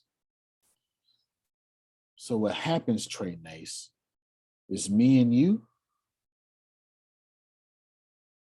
Queen Chi, our manufactured feelings make our natural feelings of happiness, disgust, shock, anger, fear, and sadness. We're not doing those. See, if we go through trauma and we have our natural feelings, John Calloway, and me and you married the wrong woman. So we understand this more than anything. We married the wrong abusive woman. This ain't for y'all. This is for me and John Calloway. So what happened is, since we didn't get to talk to nobody, because how do you tell another person you're an abused man? Only me and John Calloway feel that. The rest of y'all can't understand this. How do you tell another person? How the hell are you this strong and we can't There's tell no them? discussion for that. No You can't go to your discussion. homies and stuff and talk about that. If you go to a woman, they go, oh, look at you like you weak, you know? So, you know, there's no discussion for that. So you Johnny deal with Depp that lost his internally. whole career. Johnny Depp lost his whole career because he couldn't say, my wife is abusing me. So listen to me. Manufactured feelings are the strength of trauma. If we get trauma and can go through the natural emotions, Queen Chi, let me use, if we go to the natural emotions, I'm gonna use Antonio, my bad. We go to natural emotions, Antonio, and say my marriage is messed up. I'm disgusted, my marriage is messed up. I'm disgusted, I'm shocked, my marriage is messed up. I know the Bible too well, I'm too nice. I'm in anger, my marriage is messed up. I'm free, I'm fear, I'm sad, and we talk to Tempest. We separate ourselves from that trauma and we never go through PTSD. We never go through trauma. But those of us like Adrian and myself that don't have an outlet, we don't get to do this. So our natural six feelings, by natural six feelings, I mean we're born with these feelings, trainees. We don't get to address those. So what happens is our manufactured feelings never let our traumatic feelings, our natural feelings go. So here's what I'm trying to tell you. All them BS feelings, all y'all got, you're making those feelings up. That's not natural. Everything Grace said is, it's a Grace didn't say nothing about none of these none of these natural fears. Grace has been held up for whatever reason over manufactured fears, and she had them before I got here. Antonio, before you get off this, real quick. Miss Grace, on the call with Yes, Mr. sir. Bastine last night, you heard me say, I don't know if you remember, I said the vast majority of us never surpass the opinions that we have of ourselves. Amen. Change your opinion of yourself, sweetheart. Get your bag. Amen. Give me 2 minutes and we out of here. Trey Days, you ain't even got to hang up. Give me 2 minutes and we out of here. So trauma affects these 5 areas. This is your cycle. Safety, trust, power and control, esteem with self and others is what that should say, and trauma and intimacy. Please write this down. I promise you, at 7:39 here, at 7:41, I will say my tagline, we are out of here. I got to pee anyway. Trauma, Grace don't feel safe. Amanda don't feel safe. Don't fool me now. Got no safe place. Who else here don't have no safe place? Don't fool me now. Your home is no longer safe. I know, Jerome. I know. Okay, thank you so much. And now trust. You don't trust yourself, and you damn sure don't trust others. Help me, somebody. Very true. Very true. Power and control. You're being controlled by somebody who think they're in power, or you want your power back so you can control your life. Did I miss somebody? Jerome, I am on it today. Jerome, this has been all science. Jerome, this has been the realest.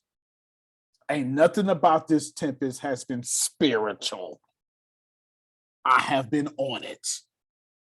Esteem, not just what Grace thinks about her.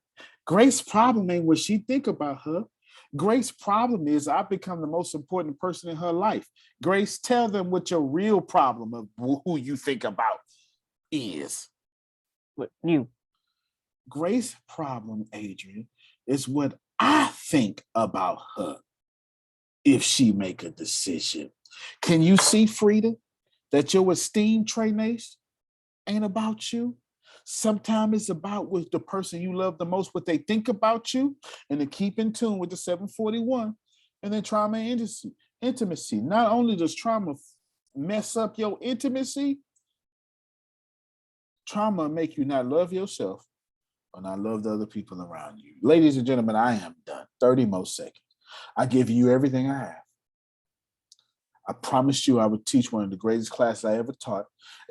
Tempest knows, Deanna knows, this has been the best thing I've ever done. I promise you this leadership class is 8 years strong, and it's always been the best night of the week because I am naturally gifted.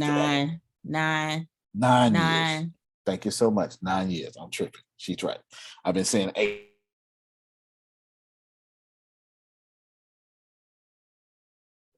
Did you freeze? Abracadabra. There we you go. go. All right. Tempest is right. It's been 9 years. I've been saying 8 years. She should have been here when she should have been here when I messed up. I am done. We are jacked up. Your only solution, Trinace, let your trauma be your trauma, not your character. You are beautiful, and any man will love you. Stop letting me and people like me get mad at you and say, that's why nobody wants to, whatever. I don't see you. I see your trauma. Whenever I'm not acting like God, I don't see Trinace. I see Trinace's trauma. And then I confuse Trinace's trauma as her. My permission I give to all of you. You're in marriage with your trauma.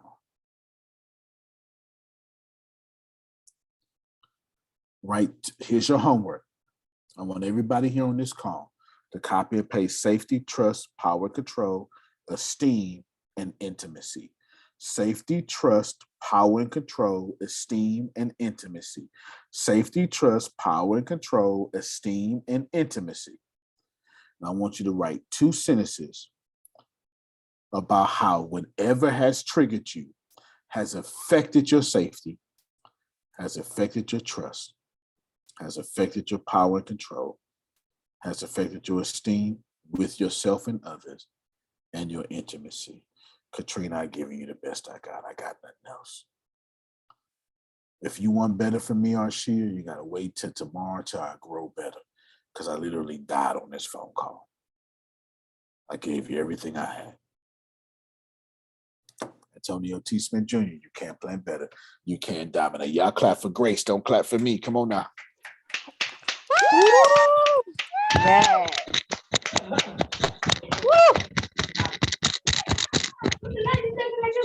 All right, y'all. Grace will talk every day. I guarantee you, as my word, I'll never stop talking to you until you die.